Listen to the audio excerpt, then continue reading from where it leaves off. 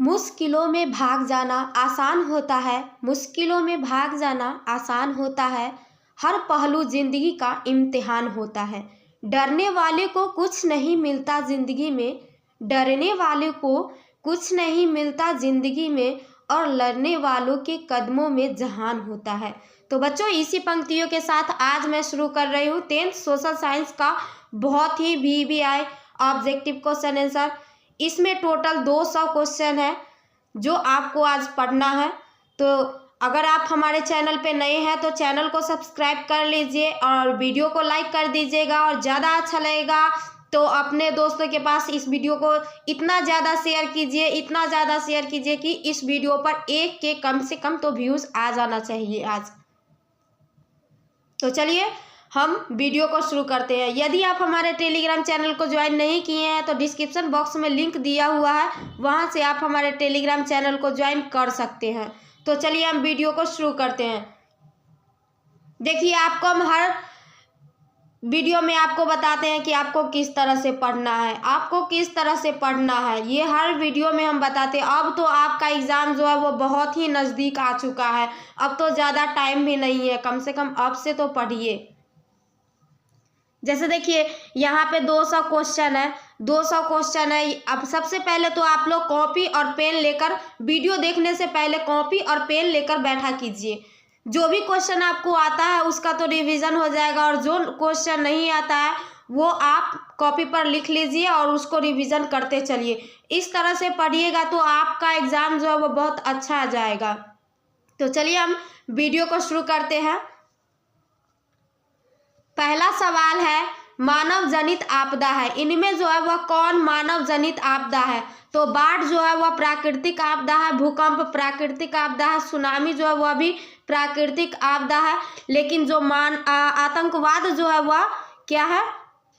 तो आतंकवाद जो है वह मानव जनित आपदा है। राइट आंसर क्या हो जाएगा? ऑप्शन सी हो जाएगा। और सबसे खतरनाक आपदा जो है वह कौन है?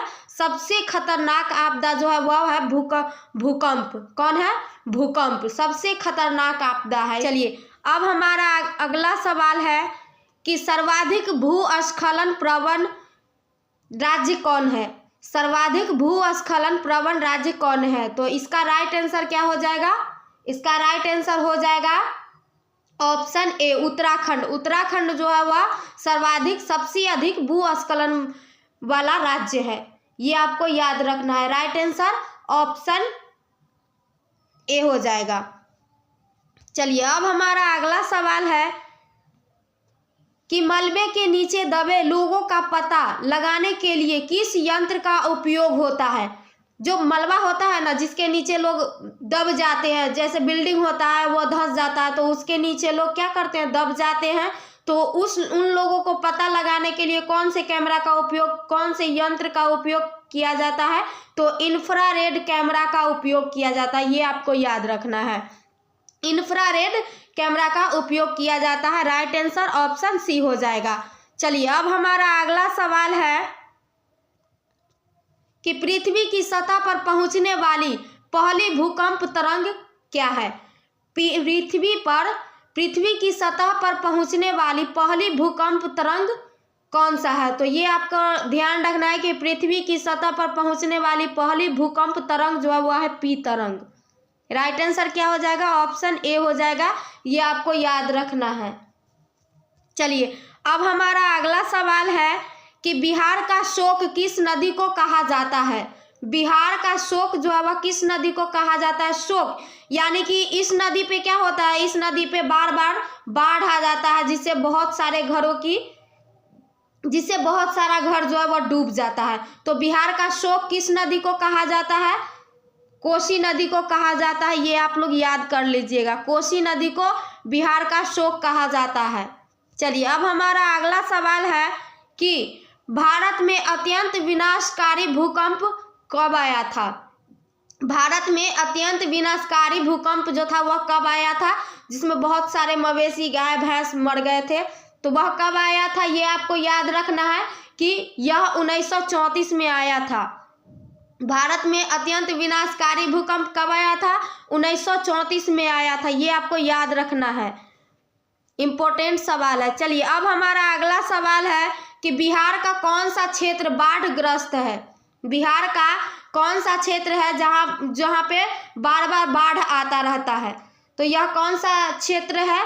तो ये आपको याद रखना है कि यह उत्तरी बिहार है। उत्तरी बिहार में बार बार बाढ़ आते रहता है, जिससे बहुत सारे लोगों को क्षति पहुंचती है, उससे बहुत सारा नुकसान हो जाता है। चलिए अब हमारा अगला सवाल है कि सर्वाधिक बाढ़ प्रभावित देश कौन है। सर्वाधिक बाढ़ प्रभावित देश कौन है? सबसे अधिक बाढ़ प्रभावित वाला देश कौन है? तो ये आपको याद रखना है कि यह बांग्लादेश है। ये आपको याद रखना है। राइट आंसर ऑप्शन सी हो जाएगा। चलिए अब हमारा अगला सवाल है कि आर्थिक विकास का तीसरा क्षेत्र क्या है। आर्थिक विकास का तीसरा क्षेत्र क्या है? तो ये क्षेत्र से भी बच्चों बहुत सारे क्वेश्चन आते हैं। प्राथमिक क्षेत्र, द्वितीय क्षेत्र और तृतीय क्षेत्र। प्राथमिक क्षेत्र में क्या क्या आता है? तो प्राथमिक क्षेत्र में कृषि आ जाता है, कृषि आता है, मुर्गी पालन, बकरी पालन आता है, खनन आता है, उसके बाद वन आता है। ये आपको याद रखना है प्राथमिक क्षेत्र में। द्वितीय क्षेत्र में आता है आपका, द्वितीय क्षेत्र में उद्योग आ जाते हैं, कल कारखाने आ जाते हैं, ये आपको याद रखना है। तृतीय क्षेत्र में बैंकिंग हो गया, स्कूल हो गया, उसके बाद परिवहन हो गया, ये सभी तृतीय क्षेत्र में आते हैं। तो ये बहुत इंपॉर्टेंट क्वेश्चन है, ये आप लोग याद रखिएगा। आर्थिक विकास का तीसरा क्षेत्र क्या है? तो आर्थिक विकास का तीसरा क्षेत्र जो है वह है सेवा क्षेत्र। ये आपको याद रखना है, सेवा क्षेत्र। राइट आंसर ऑप्शन सी हो जाएगा। चलिए अब हमारा अगला सवाल है कि भारत में योजना आयोग का गठन कब किया गया। भारत में योजना आयोग का गठन कब किया गया था? तो 15 मार्च 1950 को किया गया था। कब किया गया था? 15 मार्च 1950 को। और योजना आयोग का नीति आयोग जो है वह नाम बदल दिया गया है। योजना आयोग को नीति आयोग कर दिया गया है। क्या कर दिया गया? नीति आयोग। ये आपको याद रखना है। अब जो है वह योजना आयोग नहीं है, अब इसका नाम बदलकर नीति आयोग कर दिया गया है। और इसका नाम कब बदल दिया गया था? योजना आयोग का नाम जो है नीति आयोग कब किया गया था? तो 1 जनवरी 1915 को। ये आपको याद रखना है। 1 जनवरी 1915 को योजना आयोग का नाम बदलकर नीति आयोग कर दिया गया था। अब इससे और क्वेश्चन आता है कि योजना आयोग में कितने सदस्य या कितने लोग काम करते हैं। योजना आयोग में कितने सदस्य या कितने लोग जो है वह काम करते हैं? तो आपको याद रखना है कि 8 आदमी जो होते हैं वह मेन में आते हैं, 8 आदमी काम करते हैं। या ऐसे आपसे क्वेश्चन पूछ देगा कि योजना आयोग में सदस्य या मुख्य सदस्यों की संख्या कितनी होती है। सदस्य या मुख्य सदस्यों की संख्या कितनी होती है? तो 8 होती है। अब इससे क्वेश्चन आपको आएगा कि योजना आयोग और नीति आयोग के अध्यक्ष कौन होते हैं। योजना आयोग और नीति आयोग के अध्यक्ष कौन होते हैं? तो ये आपको याद रखना है कि योजना आयोग और नीति आयोग के अध्यक्ष जो है भारत के प्रधानमंत्री होते हैं। जो अभी जो भारत के प्रधानमंत्री होंगे ना, वही उसके क्या होंगे? अध्यक्ष होंगे। जैसे इस तरह से भी आपको क्वेश्चन पूछ देगा कि योजना आयोग और नीति आयोग के अध्यक्ष कौन होते हैं, और वहां पे आपको नाम दे देगा पंडित जवाहरलाल नेहरू, क्या कहता है, नरेंद्र मोदी, उसके बाद दे देगा राजीव गांधी, सोनिया गांधी। तो अभी को जो प्रधानमंत्री होंगे ना, उसी में टिक लगाना है। अभी के प्रधानमंत्री कौन है? तो नरेंद्र मोदी है। तो आंसर क्या हो जाएगा? नरेंद्र मोदी हो जाएगा। ये आपको याद रखना है। चलिए अब हमारा अगला सवाल है कि भारतीय योजना आयोग के प्रथम अध्यक्ष कौन थे। भारतीय योजना आयोग के प्रथम अध्यक्ष कौन थे? तो भारतीय योजना आयोग का गठन कब हुआ था? भारतीय योजना आयोग का गठन जो है वह 15 मार्च 1950 को हुआ था। 15 मार्च 1950 को। तो इस समय भारत के प्रधानमंत्री कौन थे? इस समय भारत के प्रधानमंत्री पंडित जवाहरलाल नेहरू थे। तो आपका राइट आंसर क्या हो जाएगा? ऑप्शन सी हो जाएगा, पंडित जवाहरलाल नेहरू। भारतीय योजना आयोग के प्रथम अध्यक्ष कौन थे? तो पंडित जवाहरलाल नेहरू थे। ये आपको याद रखना है। चलिए अब हमारा अगला सवाल है कि निम्न में से किस राज्य को पिछड़ा राज्य कहा जाता है। निम्न में से किस राज्य को जो है वह पिछड़ा राज्य कहा जाता है? तो बिहार को जो है वह पिछड़ा राज्य कहा जाता है। आपको याद रखना है। राइट आंसर ऑप्शन सी हो जाएगा, बिहार। बिहार को पिछड़ा राज्य कहा जाता है। चलिए अब हमारा अगला सवाल है कि राष्ट्रीय विकास परिषद का गठन कब हुआ। राष्ट्रीय विकास परिषद का गठन जो है वह कब हुआ, तो ये आपको याद रखना है कि इसका गठन जो है 1952 में हुआ था। राइट आंसर ऑप्शन सी हो जाएगा। राष्ट्रीय विकास परिषद का गठन कब हुआ, तो 1952 में हुआ था, ये आपको याद रखना है। चलिए अब हमारा अगला सवाल है, निम्न में से कौन से देश में मिश्रित अर्थव्यवस्था है। निम्न में से वह कौन सा देश है जहाँ पे मिश्रित अर्थव्यवस्था है, तो ये आपको याद रखना है कि भारत में जो है वह मिश्रित अर्थव्यवस्था है, ये आपको याद रखना है।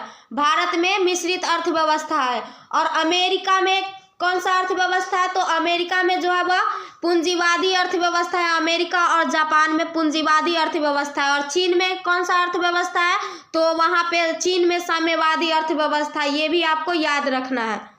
चलिए अब हमारा अगला सवाल है कि प्रथम राष्ट्रीय मानव विकास रिपोर्ट किस प्रधानमंत्री के कार्यकाल में जारी हुई। प्रथम राष्ट्रीय मानव विकास रिपोर्ट किस प्रधानमंत्री के कार्यकाल में जारी हुई, तो ये आपको याद रखना है कि यह अटल बिहारी वाजपेयी के कार्यकाल में जारी हुई थी, ये आपको याद रखना है। कौन मानव विकास रिपोर्ट जो है, प्रथम राष्ट्रीय मानव विकास रिपोर्ट, वह अटल बिहारी वाजपेयी के कार्यकाल में जारी हुई थी, ये आपको याद रखना है। मोस्ट वीवीआई क्वेश्चन है। राइट आंसर ऑप्शन सी हो जाएगा। चलिए अब हमारा अगला सवाल है कि प्रथम पंचवर्षीय योजना कब से शुरू हुई थी।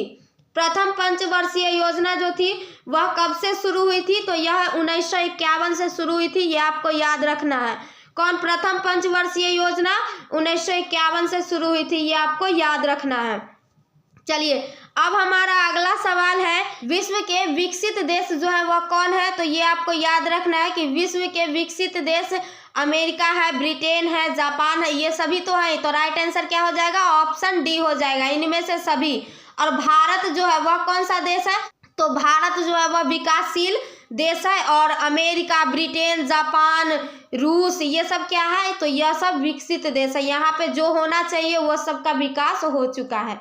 चलिए अब हमारा अगला सवाल है, किस अर्थशास्त्री ने कहा था कि गरीबी जो है वह कैंसर की तरह है, तो यह आपको याद रखना है कि गरीबी जो है वह कैंसर की तरह है। यह किस अर्थशास्त्री ने कहा था, तो कुजनेट ने कहा था, ये आपको याद रखना है। राइट आंसर ऑप्शन बी हो जाएगा। चलिए अब हमारा अगला सवाल है कि निम्नांकित में कौन हमारे रहन सहन के स्तर को प्रभावित करता है। यानी कि इनमें से कौन है जो हमारे रहन सहन के स्तर को प्रभावित करता है। ऑप्शन है ए राजकीय आय, बी राष्ट्रीय आय, सी प्रति व्यक्ति आय, डी इनमें से कोई नहीं। आपका राइट आंसर क्या होगा, आपका राइट आंसर होगा ऑप्शन सी प्रति व्यक्ति आय। यानी कि जितना कमाएगा उतना तो खर्च करेगा ना, जितना उसका आय होगा, जितना उसका इनकम होगा उतना ही तो खर्च करेगा, उतना ही में तो वो बचाएगा भी, खर्च भी करेगा। तो कौन रहन सहन को प्रभावित करता है, तो प्रति व्यक्ति आय। अगर मान के चलिए कोई 10,000 कमाएगा तो उतना में ही एडजस्ट करेगा, कोई 50,000 कमाता है तो कोई उतना में एडजस्ट करेगा। चलिए अब हमारा अगला सवाल है कि भारत में किस राज्य की प्रति व्यक्ति आय सर्वाधिक है। भारत में जो है वह किस राज्य की प्रति व्यक्ति आय सबसे अधिक है, तो ये आपको याद रखना है कि सबसे अधिक प्रति व्यक्ति आय वाला जो राज्य है वह है गोवा, ये आपको याद रखना है, Goa. Right answer option D हो जाएगा। और बिहार जो है वह सबसे कम प्रति व्यक्ति आय वाला राज्य है। कौन, बिहार। और सबसे अधिक गोवा और सबसे कम बिहार। अब यहाँ पे आपको जिला के बारे में पूछ देगा, इससे 4 क्वेश्चन आता है। एक राज्य, सबसे अधिक राज्य तो आप जान लिए, कम भी जान लिए, अब जिला के बारे में जान लिए। सबसे अधिक प्रति व्यक्ति आय वाला जिला जो है वह कौन सा है, तो सबसे अधिक प्रति व्यक्ति आय वाला जिला जो है वह है पटना। पटना में सबसे अधिक प्रति व्यक्ति आय है। और सबसे कम कहाँ पे है, तो सबसे कम शिवहर जिला में, ये आपको याद रख लीजिए, ये आपके लिए बहुत ही इम्पोर्टेंट क्वेश्चन है। तो चलिए अब हमारा अगला सवाल है, राष्ट्रीय आय समिति का गठन किसकी अध्यक्षता में हुई। राष्ट्रीय आय समिति का गठन जो है वह किसकी अध्यक्षता में हुई, तो ये आपको याद रखना है कि यह प्रोफेसर पीसी महालनोबिस की अध्यक्षता में हुई थी। राइट आंसर ऑप्शन बी हो जाएगा। चलिए अब हमारा अगला सवाल है कि रूस की मुद्रा क्या है। रूस की मुद्रा क्या है? रूस की मुद्रा रूबल है, ये आपको याद रखना है। रूस की मुद्रा रूबल है। और टका जो है वह किस देश की मुद्रा है? तो टका जो है वह बांग्लादेश की मुद्रा, ये आपको याद रखना है। टका बांग्लादेश की है। येन जो है वह कौन सा देश का है? तो जापान का है। पाकिस्तान और नेपाल और भारत का मुद्रा कौन सा है? पाकिस्तान, नेपाल और बिहार का मुद्रा जो है वह कौन सा है? तो पाकिस्तान का, नेपाल का और बिहार की मुद्रा जो है वह है रुपया, ये आपको याद रखना है। उसके बाद अमेरिका की मुद्रा क्या है? तो अमेरिका का मुद्रा जो है वह है डॉलर, ये भी आपको याद रखना है। इस समय से कोई सा भी आपको क्वेश्चन पूछ सकता है, ये आपके लिए बहुत ही इंपॉर्टेंट है बोर्ड परीक्षा 2024 के लिए। चलिए अब हमारा अगला सवाल है कि आय एवं उपभोग के अंतर को क्या कहते हैं? आय एवं उपभोग के अंतर को क्या कहते हैं? तो आय यानी कि इनकम और उपभोग यानी कि खर्च। आय यानी कि इनकम और उपभोग यानी कि खर्च। तो इनकम और खर्च के अंतर को क्या कहेंगे? तो इनकम और खर्च के अंतर को क्या कहेंगे? बचत कहेंगे। क्या कहेंगे? बचत कहेंगे। यानी कि कोई 50 रुपया कमा के आया, वह 30 रुपया खा गया, 30 रुपया उसको खर्च हो गया, तो 20 रुपया बच गया, वह क्या हो जाएगा? वह 20 रुपया कहाँ पे जाएगा? तो वह 20 रुपया बचत में आ जाएगा। चलिए अब हमारा अगला सवाल है, किस धातु का मुद्रा के रूप में सर्वाधिक प्रयोग हुआ है? कौन सा धातु है जो मुद्रा के रूप में सबसे अधिक प्रयोग हुआ है? तो ये आपको याद रखना है कि सबसे अधिक प्रयोग होने वाला धातु कौन सा है? तो चांदी और सोना है, ये आपको याद रखना है, चांदी और सोना। राइट आंसर ऑप्शन डी हो जाएगा। चलिए अब हमारा अगला सवाल है, निम्नलिखित में से कौन सा संस्थान भारत में मुद्रा जारी करने के लिए अधिकृत है? यानी कि निम्नलिखित में वह कौन सा संस्थान है जो भारत में मुद्रा जारी करने के लिए अधिकृत है? तो वह रिजर्व बैंक ऑफ इंडिया है, ये आपको याद रखना है, रिजर्व बैंक ऑफ इंडिया। अब देखिए रिजर्व बैंक ऑफ इंडिया से भी बहुत सारे सवाल आते हैं, पूछता है बोर्ड एग्जाम में कि पूछेगा आपसे कि भारत का बैंकों का बैंक किसे कहा जाता है? तो रिजर्व बैंक ऑफ इंडिया को। भारत का बैंकों का बैंक किसे कहा जाता है? तो रिजर्व बैंक ऑफ इंडिया को। उसके बाद आपसे पूछेगा या आपसे इस तरह से पूछ देगा कि भारत का सर्वोच्च बैंक कौन सा है? भारत का सर्वोच्च बैंक कौन सा है? तो reserve bank of India. Reserve bank of India का मुख्यालय कहाँ पे है? तो रिजर्व बैंक ऑफ इंडिया का मुख्यालय जो है वह मुंबई में है, ये आपको याद रखना है। उसके बाद आपसे पूछ देगा कि रिजर्व बैंक ऑफ इंडिया का स्थापना कब हुआ? तो स्थापना जो है वह 1 अप्रैल 1935 को हुआ। अब आपसे पूछ देगा कि रिजर्व बैंक ऑफ इंडिया का राष्ट्रीयकरण कब हुआ? राष्ट्रीयकरण तो 1949 को हुआ। इतना आपको रिजर्व बैंक ऑफ इंडिया से आपको क्वेश्चन पूछेगा, ये आपको याद रखना है। चलिए अब हमारा अगला सवाल है कि वाणिज्यिक बैंकों का राष्ट्रीयकरण कब हुआ? वाणिज्यिक बैंकों का राष्ट्रीयकरण कब हुआ? तो ये आपको याद रखना है कि यह कब हुआ था? 1969 में हुआ था, ये आपको याद रखना। राइट आंसर ऑप्शन बी हो जाएगा। चलिए अब हमारा अगला सवाल है कि कृषि तथा ग्रामीण विकास के लिए पुनर्वित्त करने वाली शीर्ष संस्था कौन है? कृषि तथा ग्रामीण विकास के लिए पुनर्वित्त करने वाली शीर्ष संस्था कौन है? तो ये आपको याद रखना है कि यह नाबार्ड है। कौन है?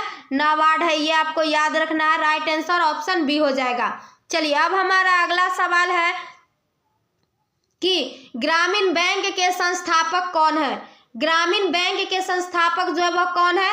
तो ये आपको याद रखना है कि ग्रामीण बैंक के संस्थापक प्रोफेसर मोहम्मद यूनुस है। इनको पहले बांग्लादेश के पहले नोबेल पुरस्कार से भी सम्मानित किया गया था। किनको? प्रोफेसर मोहम्मद यूनुस को, ये आपको याद रखना है। चलिए अब हमारा अगला सवाल है कि नरेगा कार्यक्रम के नाम के साथ किस व्यक्ति का नाम जोड़ा गया है?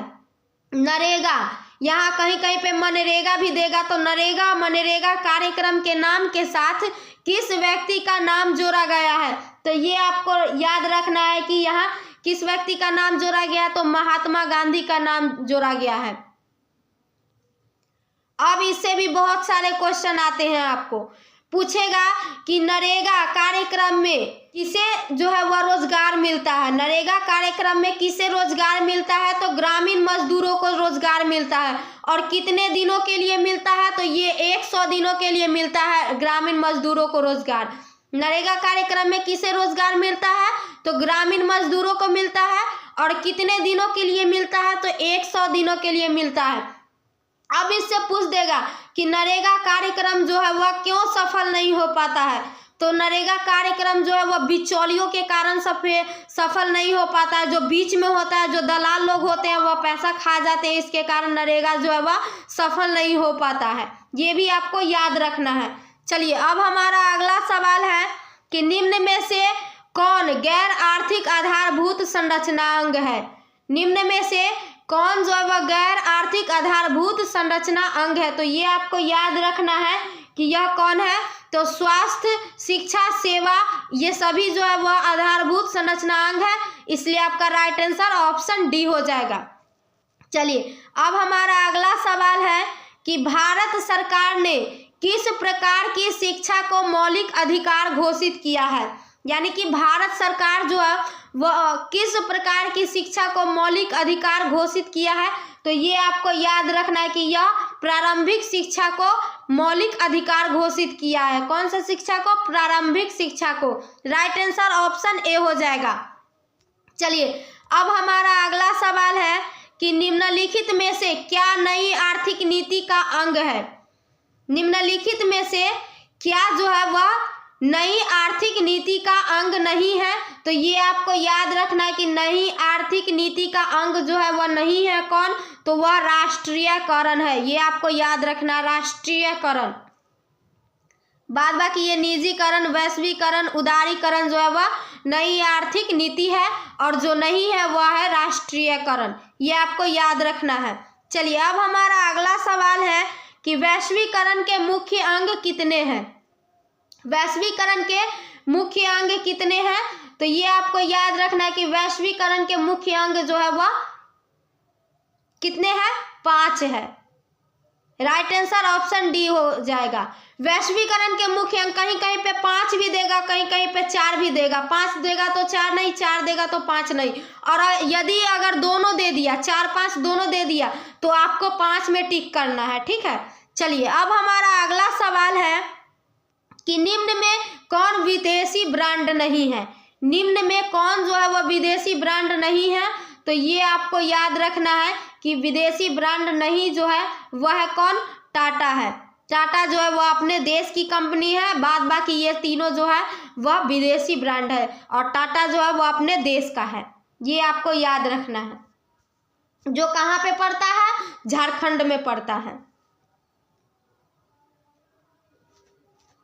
चलिए, अब हमारा अगला सवाल है कि WTO विश्व व्यापार संगठन का स्थापना किस वर्ष की गई थी? WTO यानी कि वर्ल्ड ट्रेड ऑर्गेनाइजेशन, विश्व व्यापार संगठन, इसकी स्थापना किस वर्ष की गई थी? तो ये आपको याद रखना है कि विश्व व्यापार संगठन का स्थापना जो है वह 1995 में की गई थी। इसलिए आपका राइट आंसर ऑप्शन ए हो जाएगा। चलिए, अब हमारा अगला सवाल है कि भारत में उपभोक्ता संरक्षण कानून कब लागू हुआ? भारत में उपभोक्ता संरक्षण कानून जो है वह कब लागू हुआ? तो यह जो है वह 1986 में लागू हुआ। ये आपको याद रखना है। राइट आंसर ऑप्शन बी हो जाएगा। चलिए, अब हमारा अगला सवाल है प्रथम पृथ्वी सम्मेलन कहाँ हुआ था? प्रथम पृथ्वी सम्मेलन कहाँ हुआ था? तो रियो डी जेनेरो में।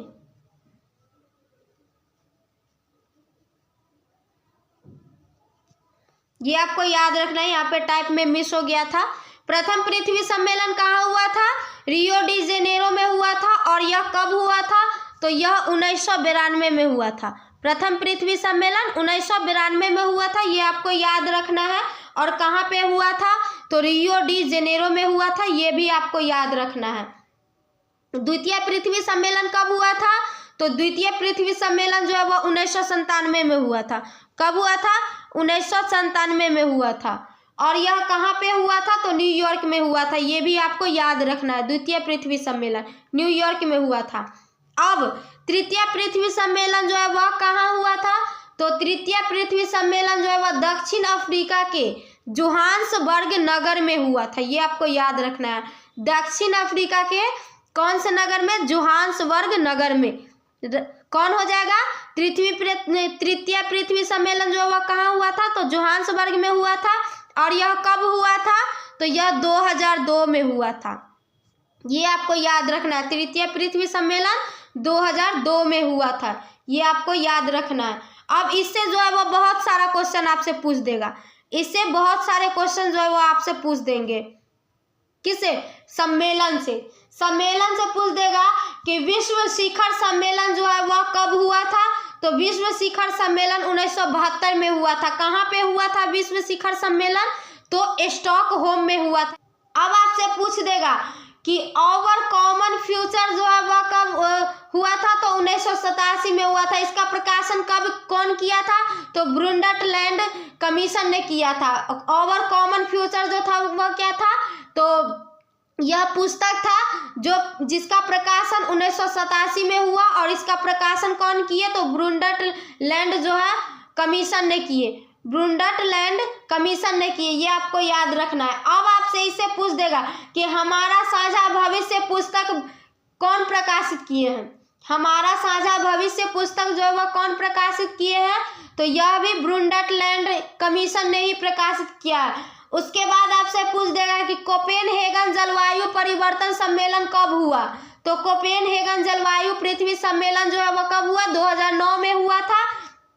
और यह कहाँ पे हुआ था, तो डेनमार्क के कोपेनहेगन नगर में हुआ था, ये आपको याद रखना है। जिसमें 192 देशों ने लगभग क्या किया था, भाग लिया था। 192 देशों के लगभग 15,000 से भी अधिक प्रतिनिधियों ने भाग लिया था, किसमें, कोपेनहेगन जलवायु परिवर्तन सम्मेलन में। इतना आपको इससे क्वेश्चन पूछेगा, मोस्ट वीवीआई क्वेश्चन है। अब इससे आपको क्वेश्चन पूछ देगा कि ग्रीन हाउस सम्मेलन कहाँ हुआ था। ग्रीन हाउस सम्मेलन जो है वह कहाँ हुआ था, तो ग्रीन हाउस सम्मेलन कनाडा के मॉन्ट्रियल नगर में हुआ था, कनाडा के मॉन्ट्रियल नगर में, ये आपको याद रखना है। ग्रीन हाउस सम्मेलन कब हुआ था, तो 1987 में हुआ था। इतना सारा क्वेश्चन इससे आपको पूछता है एग्जाम में, ये बहुत ही इंपॉर्टेंट क्वेश्चन है। आप लोग को हम पहले ही बोले थे कि आप लोग कॉपी और पेन लेकर बैठ जाइएगा। जो भी क्वेश्चन आपको नहीं आता है, जैसे कि हम अलग से क्वेश्चन इसमें टाइप नहीं है, अलग से आपको क्वेश्चन बता रहे हैं, उस क्वेश्चन को कम से कम आप लिख तो लीजिएगा। चलिए, अब हमारा अगला सवाल है कि विश्व पर्यावरण दिवस कब मनाया जाता है। विश्व पर्यावरण दिवस जो है वह कब मनाया जाता है, तो यह 5 जून को मनाया जाता है, यह आपको याद रखना है। विश्व पर्यावरण दिवस कब मनाया जाता है, तो 5 जून को मनाया जाता है। और 1 अप्रैल को क्या मनाया जाता है, तो 1 अप्रैल को मजदूर दिवस मनाया जाता है, श्रमिक दिवस। श्रमिक दिवस कब मनाया जाता है, तो ये आपको याद रखना है कि 1 अप्रैल को। चलिए, अब हमारा अगला सवाल है कि कोयला किस प्रकार का संसाधन है। कोयला जो है वह किस प्रकार का संसाधन है, नवीकरणीय है कि अनवीकरणीय है। जो खत्म हो जाए, जिसको हम बना नहीं पाएंगे, वह क्या होता है, तो वह होता है अनवीकरणीय। और जो कभी खत्म होने वाला नहीं है, वह क्या होगा, तो वह नवीकरणीय होगा। अनवीकरणीय में कोयला, जैसे कोयला कहाँ से आता है, तो कोयला जो है वह जमीन से निकालते हैं। तो कोयला खन के एक दिन हम लोग निकालते जाएंगे, जमीन से निकालते जाएंगे, और यह एक दिन खत्म हो जाएगा, तो यह हम लोग दोबारा जो है वह बना नहीं पाएंगे। तो यह क्या हो जाएगा, कोयला अनवीकरणीय संसाधन हो जाएगा। कोयला क्या हो जाएगा, अनवीकरणीय संसाधन हो जाएगा, ये आपको याद रखना है। चलिए, अब हमारा अगला सवाल है कि सोपानी कृषि प्रचलित है। सोपानी कृषि जो है वह प्रचलित है, तो यह उत्तराखंड में प्रचलित है। कहाँ पे प्रचलित है? उत्तराखंड में। पहाड़ी इलाकों के लिए सोपानी कृषि जो है वह प्रसिद्ध है, पहाड़ी इलाकों के लिए वहाँ पे ज़्यादा होती है सोपानी कृषि। चलिए अब हमारा अगला सवाल है, काली मृदा का दूसरा नाम क्या है? काली मृदा का दूसरा नाम क्या है? मृदा यानी कि मिट्टी, तो काली मिट्टी का दूसरा नाम क्या है? रेगूर मिट्टी है। काली मिट्टी का दूसरा नाम क्या है? रेगूर मिट्टी है। और काली मिट्टी जो है वह किस फसल के लिए उपयुक्त है? तो काली मिट्टी जो है वह सर्वाधिक किस फसल के लिए उपयुक्त है? तो कपास के लिए उपयुक्त है। किस फसल के लिए? कपास के लिए। और सबसे ज़्यादा कपास जो है वह कहाँ पे उगाया जाता है? तो सबसे ज़्यादा कपास जो है वह महाराष्ट्र में उगाया जाता है। लेकिन सबसे ज़्यादा कपास महाराष्ट्र में होता नहीं है। सबसे ज़्यादा कहाँ पे होता है? तो सबसे ज़्यादा कपास जो है वह गुजरात में होता है। चलिए अब हमारा अगला सवाल है कि गोविंद सागर कृत्रिम जलाशय संबंधित है। गोविंद सागर कृत्रिम जलाशय जो है वह किससे संबंधित है? ऑप्शन है ए रिहंद बांध से, बी हीराकुंड बांध से, सी भाखड़ा नांगल बांध से, डी नरोरा बांध से। तो यह गोविंद सागर कृत्रिम जलाशय जो है वह किससे संबंधित है? तो भाखड़ा नांगल बांध से संबंधित है। आपको इसको क्वेश्चन को घुमा के भी पूछ देगा कि भाखड़ा नांगल बांध जो है वह किस जलाशय से संबंधित है? तो ये आपको याद रखना है, गोविंद सागर जलाशय से, गोविंद सागर कृत्रिम जलाशय से। चलिए अब हमारा अगला सवाल है कि देश के बांधों को किसने भारत का मंदिर कहा था? देश के जो बांध होते हैं उसको किसने जो है वह भारत का मंदिर कहा था? तो ये आपको याद रखना है कि यह पंडित जवाहरलाल नेहरू ने कहा था। कौन कहे थे? पंडित जवाहरलाल नेहरू ने कहे थे कि देश के बांधों जो है वह क्या है? भारत का मंदिर है। यानी कि देश के जो बांध होते हैं, अगर यदि बांध टूट जाता है तो क्या होता है कि बाढ़ आ जाता है। बांध टूट जाएगा तो बाढ़ आ जाएगा, बहुत सारे घर जो है वह डूब जाएंगे, बहुत सारे लोग जो है उसमें डूब के मर जाएंगे। तो यह कौन कहे थे कि भारत का यह मंदिर है? तो यह पंडित नेहरू कहे थे कि जो बांध जो होता है वह, देश के बांध जो होते हैं वह भारत का मंदिर हो। चलिए अब हमारा अगला सवाल है, निम्न में कौन बिहार की प्रमुख नदी घाटी परियोजना है? निम्न में इनमें से कौन है जो बिहार की प्रमुख नदी घाटी परियोजना है?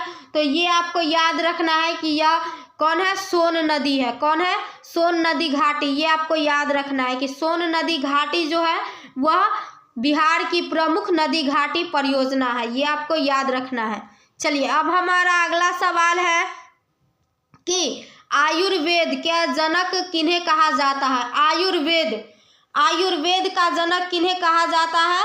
तो आयुर्वेद का जनक जो है वह किन्हें कहा जाता है? चरक को कहा जाता है, चरक को। और यह कहाँ के थे? तो यह अपने देश भारत से थे। कहाँ से थे?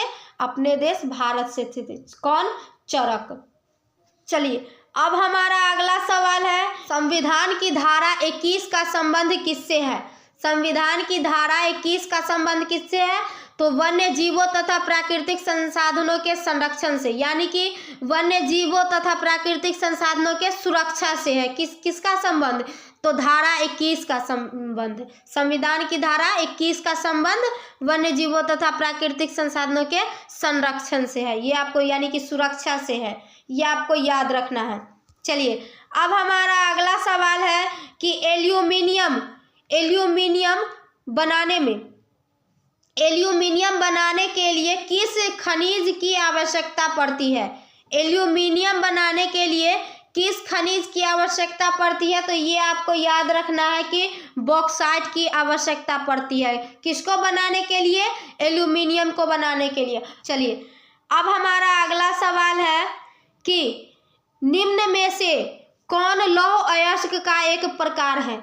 निम्न में से कौन जो है वह लौह अयस्क का एक प्रकार है? तो ये आपको याद रखना है कि लौह अयस्क का प्रकार जो है वह कौन है? हेमेटाइट है। ये आपको याद रखना है। चलिए अब हमारा अगला सवाल है, निम्न में से कौन एशिया का सबसे बड़ा परमाणु शक्ति केंद्र है? निम्न में से कौन जो है वह एशिया का सबसे बड़ा परमाणु शक्ति केंद्र है? तो ये आपको याद रखना है कि यह कौन है, तो यह तारापुर है। राइट आंसर ऑप्शन ए हो जाएगा। चलिए अब हमारा अगला सवाल है कि सबसे घटिया कोयला कौन है। सबसे घटिया यानी कि सबसे खराब कोयला जो है वह कौन है, तो सबसे खराब कोयला जो है वह पीट है। और सबसे अच्छा कोयला कौन है, तो एंथ्रासाइट है। सबसे अच्छा कोयला एंथ्रासाइट है और सबसे खराब कोयला जो है वह पीट है। ये आपको याद रखना है। चलिए अब नेक्स्ट क्वेश्चन है अगला कि भारत में सबसे पुराना तेल भंडार कहाँ है। भारत में सबसे पुराना तेल भंडार जो है वह कहाँ है, तो ये आपको याद रखना है कि यह डिगबोई में है। कहाँ पे है, डिगबोई में।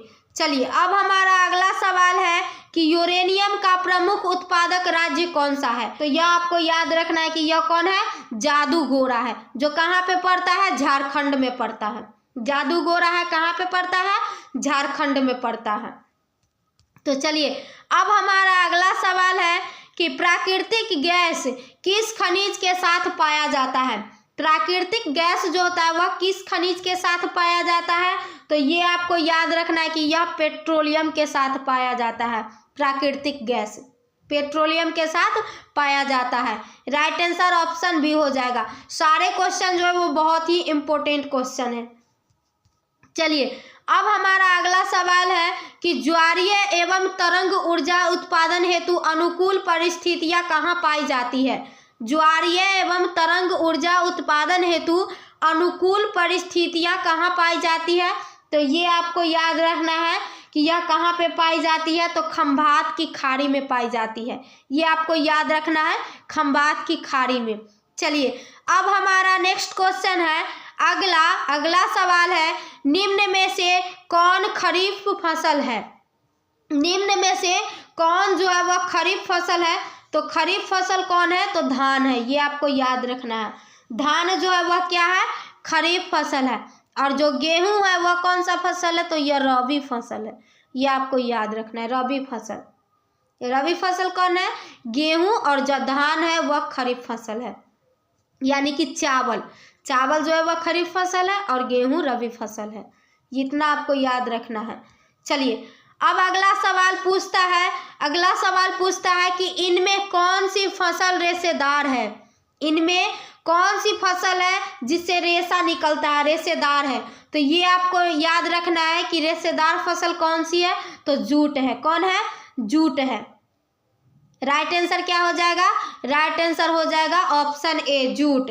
जूट जो है वह रेशेदार फसल है। और जूट को क्या बोला जाता है, तो जूट को सुनहरा रेशा बोला जाता है। और कपास को क्या बोला जाता है, तो कपास को उजला सोना बोला जाता है। इतना आपको याद रखना है। चलिए अब नेक्स्ट क्वेश्चन है अगला सवाल है कि राउरकेला लौह इस्पात उद्योग है। राउरकेला लौह इस्पात उद्योग जो है वह कहाँ है, तो ये आपको याद रखना है कि यह कहाँ पे है, तो यह जो है वह ओडिशा में है। ये आपको याद रखना है, ओडिशा में है। चलिए नेक्स्ट क्वेश्चन है अगला है दुर्गापुर इस्पात संयंत्र किस देश के सहयोग से खोला गया है। दुर्गापुर इस्पात संयंत्र जो है वह किस देश के सहयोग से खोला गया है, तो ये आपको याद रखना है कि यह ब्रिटेन से खोला गया है। ब्रिटेन से। और ब्रिटेन में जो है वह कैसी व्यवस्था है, तो ब्रिटेन में जो है वह एक दलीय व्यवस्था है। कहाँ पे, ब्रिटेन में। और भारत में कैसी व्यवस्था है, तो भारत में बहुदलीय व्यवस्था है। ये आपको याद रखना है। चलिए अब हमारा अगला सवाल कि सिंदरी कहाँ स्थित है। ये भी क्वेश्चन बहुत इंपॉर्टेंट है। सिंदरी कहाँ स्थित है, सिंदरी जो है वह कहाँ पे स्थित है, तो झारखंड में स्थित है। ये आपको याद रखना है, झारखंड में। चलिए अगला सवाल है कि पूर्व मध्य रेल का मुख्यालय कहाँ स्थित है। पूर्व मध्य रेलवे का मुख्यालय जो है वह कहाँ पे स्थित है, तो यह कहाँ पे स्थित है, हाजीपुर में स्थित है। ये आपको याद रखना है। कहाँ पे है, हाजीपुर में पूर्व मध्य रेलवे का मुख्यालय। चलिए अगला सवाल है कि भारतीय अंतर्राष्ट्रीय जल मार्ग प्राधिकरण का गठन किस वर्ष किया गया था। भारतीय अंतर्राष्ट्रीय जल मार्ग का प्राधिकरण गठन किस वर्ष किया गया था, तो ये आपको याद रखना है कि इसका गठन जो है वो 1986 में किया गया था। राइट आंसर ऑप्शन ए हो जाएगा। चलिए अब हमारा अगला सवाल है इंदौर पत्तन किस राज्य में स्थित है? पत्तन यानी कि बंदरगाह, पत्तन को ही बंदरगाह बोला गया है। तो इंदौर बंदरगाह जो है वह किस राज्य में स्थित है? तो आपको याद रखना है कि यह तमिलनाडु में स्थित है। कहाँ पे है? तमिलनाडु में है। राइट आंसर ऑप्शन सी हो जाएगा। चलिए नेक्स्ट क्वेश्चन है अगला कि गंडक परियोजना कहाँ है? तो गंडक परियोजना जो है वह कहाँ है? ऑप्शन ए में है बेतिया में, बी वाल्मीकि नगर में, सी मोतिहारी में, डी छपरा में। तो ये आपको याद रखना है कि यह कहाँ पे पड़ता है? तो यह वाल्मीकि नगर में पड़ता है गंडक परियोजना, ये आपको याद रखना है। राइट आंसर ऑप्शन बी हो जाएगा। चलिए अगला सवाल है बच्चों, बिहार में कितने प्रतिशत क्षेत्र में वन है? बिहार में कितने प्रतिशत क्षेत्र में जो है वह वन है या वन का विस्तार है? तो ये आपको याद रखना है कि यह 7% में है। बिहार में 7% क्षेत्र में वन का विस्तार है। कहीं कहीं पे 7.1 भी दिए रहता है, कहीं कहीं पे 7.1 भी दिए रहता है, ये आपको ध्यान रखना है। चलिए अब हमारा अगला सवाल है कि कांवर झील जो है वह किस जिला में स्थित है? तो यह बेगूसराय जिला में। यह भी कहाँ पे पड़ता है? तो अपने बिहार में पड़ता है, बेगूसराय जिला में। जितने भी बच्चे बेगूसराय में रहते हैं जाइए जाकर कांवर झील घूमिए। चलिए अब हमारा अगला सवाल है कि मंदार पहाड़ी किस जिले में है? मंदार की पहाड़ी जो है वह किस जिले में है? तो ये आपको याद रखना है कि मंदार पहाड़ी जो है वह बांका जिले में है। कहाँ पे है? बांका जिले में। राइट आंसर ऑप्शन सी हो जाएगा। चलिए अब हमारा अगला सवाल है कि कहलगांव तापीय विद्युत परियोजना किस जिला में स्थापित है? कहलगांव तापीय विद्युत परियोजना किस जिला में स्थापित है? तो ये आपको याद रखना है कि यह भागलपुर में स्थापित है। राइट आंसर ऑप्शन ए हो जाएगा। चलिए अगला सवाल है बिहार में रज्जू मार्ग कहाँ है? बिहार में रज्जू मार्ग जो है वह कहाँ है? तो रज्जू मार्ग राजगीर में है, ये आपको याद रखना है। र से रज्जू, र से राजगीर। और राजगीर का पुराना नाम क्या था? तो राजगीर का पुराना नाम जो था वह था राजगिरी।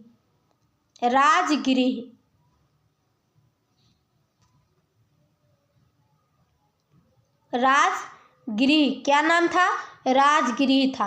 राजगीर का पुराना नाम क्या था? तो राजगिरी था, ये आपको याद रखना है। चलिए अब हमारा अगला सवाल है कि सासाराम नगर का विकास कब हुआ था? सासाराम नगर था उसका विकास जो है वह कब हुआ था? तो इसका विकास कब हुआ था ये आपको बताना है। इसका विकास मध्य युग में हुआ था, ये आपको याद रखना है, मध्य युग में। चलिए अब हमारा अगला सवाल है कि मानचित्र में नीले रंग द्वारा किस भाग को दिखाया जाता है? मानचित्र में नीले रंग द्वारा किस भाग को दिखाया जाता है ये आपको बताना है। तो नीले रंग द्वारा किस भाग को दिखाया जाता है? तो जल को दिखाया जाता है। मानचित्र में जो है वह 3 रंग होता है, एक होता है नीला, एक होता है सफेद और एक होता है हरा रंग मैदानी क्षेत्र को दिखाएगा, मैदानी भाग को जहाँ पे घास रहता है, घास उस रहता है वहाँ पे दिखाएगा हरा रंग।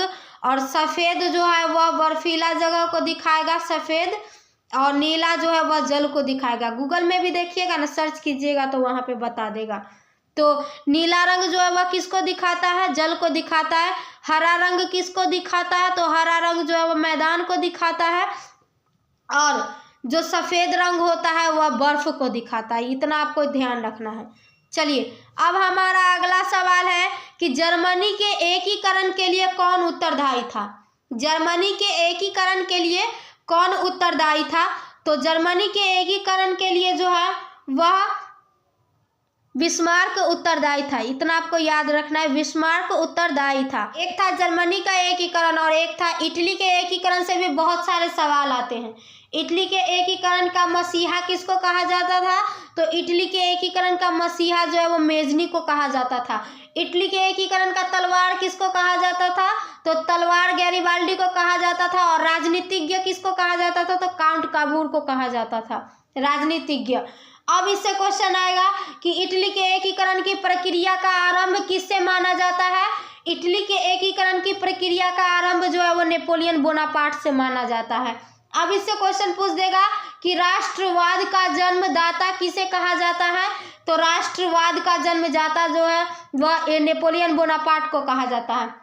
अब फिर क्वेश्चन पूछेगा कि इटली में ट्रांसपेडेन, लिगुलियन और सिसिलपाइन गणराज्यों की स्थापना किसने की? तो नेपोलियन बोनापार्ट ने की थी। ये आपको याद रखना। इटली में ट्रांसपेडेन, लिगुलियन और सिसिलपाइन गणराज्यों की स्थापना जो है वह किसने की थी? स्थापना नेपोलियन बोनापार्ट ने। चलिए अब हमारा अगला सवाल है कि काउंट काबूर को विक्टर इमैनुएल ने किस पद पर नियुक्त किया? काउंट काबूर को विक्टर इमैनुएल ने किस पद पर नियुक्त कर दिया था? तो प्रधानमंत्री पर उनको प्रधानमंत्री बना दिया था। किसको? काउंट काबूर को। और कौन? तो विक्टर इमैनुएल, विक्टर इमैनुएल, ये आपको याद रखना है। प्रधानमंत्री बना दिया था काउंट काबूर को। चलिए अब हमारा अगला सवाल है कि यंग यूरोप एवं यंग इटली का स्थापना कौन किया था?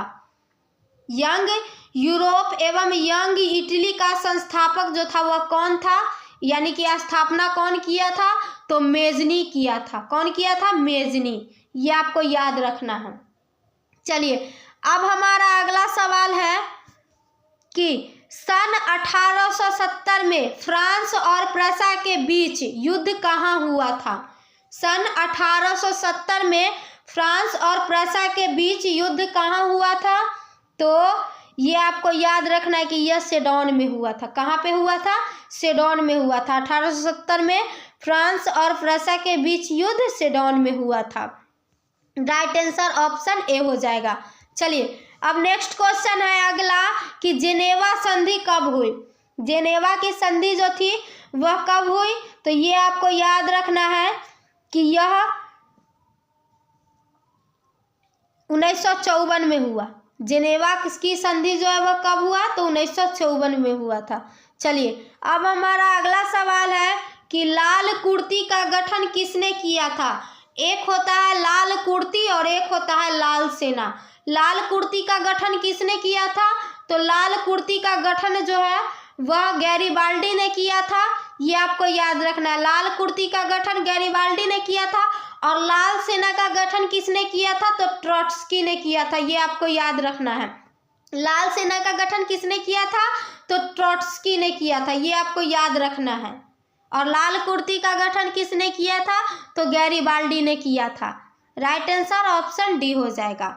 चलिए अब हमारा अगला सवाल है कि समाजवादियों का बाइबिल किसे कहा जाता है? समाजवादियों का बाइबिल जो है वह किसे कहा जाता है? तो ये आपको याद रखना है कि समाजवादियों का बाइबिल दास कैपिटल को कहा जाता है। राइट आंसर ऑप्शन बी हो जाएगा। दास कैपिटल किसने लिखा है? तो दास कैपिटल जो है वह कार्ल मार्क्स ने लिखा है। दास कैपिटल कार्ल मार्क्स ने लिखा है। कम्युनिस्ट के नियमों या कम्युनिस्ट मैनिफेस्टो या कम्युनिस्ट घोषणा पत्र किसने लिखा है? तो यह कार्ल मार्क्स और एंजेल्स ने दोनों ने मिलकर लिखा था। कार्ल मार्क्स और एंजेल्स। अब आपसे पूछ देगा कि दुनिया के मजदूर एक हो यह नारा किसने दिया था? तो यह नारा भी कार्ल मार्क्स ने ही दिया था। ये आपको याद रखना है। चलिए अब हमारा अगला सवाल है रूस में कृषक दास प्रथा का अंत कब हुआ? रूस में कृषक दास प्रथा का अंत कब हुआ था? ये आपको याद रखना है कि यह 1861 में हुआ था। 1861 में रूस में कृषक दास प्रथा का अंत हो गया था। यानी कि रूस में जो दास बनाने का जो प्रथा था, यानी कि गुलामी करवाने का जो प्रथा था, उसका अंत कब हो गया था? तो उसका अंत 1861 में हो गया था। ये आपको याद रखना है। इससे पहले वहाँ लोग क्या करते थे? लोग दास बना के रखते थे, गुलामी करवाते थे। अब रूस से भी बहुत सारे क्वेश्चन पूछता है। रूस से भी जो है वह बहुत सारे क्वेश्चन पूछता है। पूछ देगा आपसे कि दुनिया का सबसे पहला साम्यवादी देश कौन था? तो दुनिया का सबसे साम्यवादी देश जो है वह रूस था। ये आपको याद रखना है, साम्यवादी वाला देश। अब इससे आपसे पूछ देगा क्वेश्चन कि साम्यवादी शासन का पहला प्रयोग कहाँ से किया गया था। साम्यवादी शासन का पहला प्रयोग कहाँ किया गया था, तो रूस में किया गया था। रूस में राजा को क्या बोलते हैं, तो रूस में राजा को जार बोलते हैं। अब पूछ देगा आपसे कि रूस का विघटन, यानी कि रूस में बहुत सारे देश थे वो कब टूट गए थे, यानी कि रूस का विघटन जो है वह कब हो गया था, तो रूस का विघटन 1991 में हुआ था। इतना आपसे इस रूस से क्वेश्चन पूछता है आपको एग्जाम में, ये आपको याद रखना है। चलिए अब हमारा अगला सवाल है कि मजदूर दिवस कब मनाया जाता है। मजदूर दिवस जो है वह कब मनाया जाता है, तो ये आपको याद रखना है कि मजदूर दिवस 1 अप्रैल को मनाया जाता है। लेबर डे, लेबर डे कब मनाया जाता है, तो 1 अप्रैल को मनाया जाता है। इस दिन मजदूर लोग काम पर नहीं जाते हैं, घर में ही रहते हैं, काम पे नहीं जाते हैं, काम बंद रहता है मजदूर लोग का। चलिए अब हमारा अगला सवाल है कि खूनी रविवार कब हुआ था। खूनी रविवार कब हुआ था, तो ये आपको याद रखना है कि खूनी रविवार जो था वह 1905 में हुआ था। इसमें बहुत ज़्यादा अच्छा कहानी है, आप लोग इसको ज़रूर पढ़िएगा, बहुत ही अच्छा कहानी है ये खूनी रविवार वाला। चलिए अब हमारा अगला सवाल है कि अंकोर वाट का मंदिर कहाँ स्थित है। अंकोर वाट का मंदिर जो है वह कहाँ स्थित है, तो यह कंबोडिया में स्थित है। कहाँ पे है, कंबोडिया में। ये आपको याद रखना है, अंकोर वाट का मंदिर कहाँ स्थित है, तो कंबोडिया में। अब इससे भी आपको बहुत सारे क्वेश्चन पूछते हैं। अंकोर वाट का मंदिर किसने बनवाया था, तो सूर्यवर्मन द्वितीय ने बनवाया था, ये आपको याद रखना है।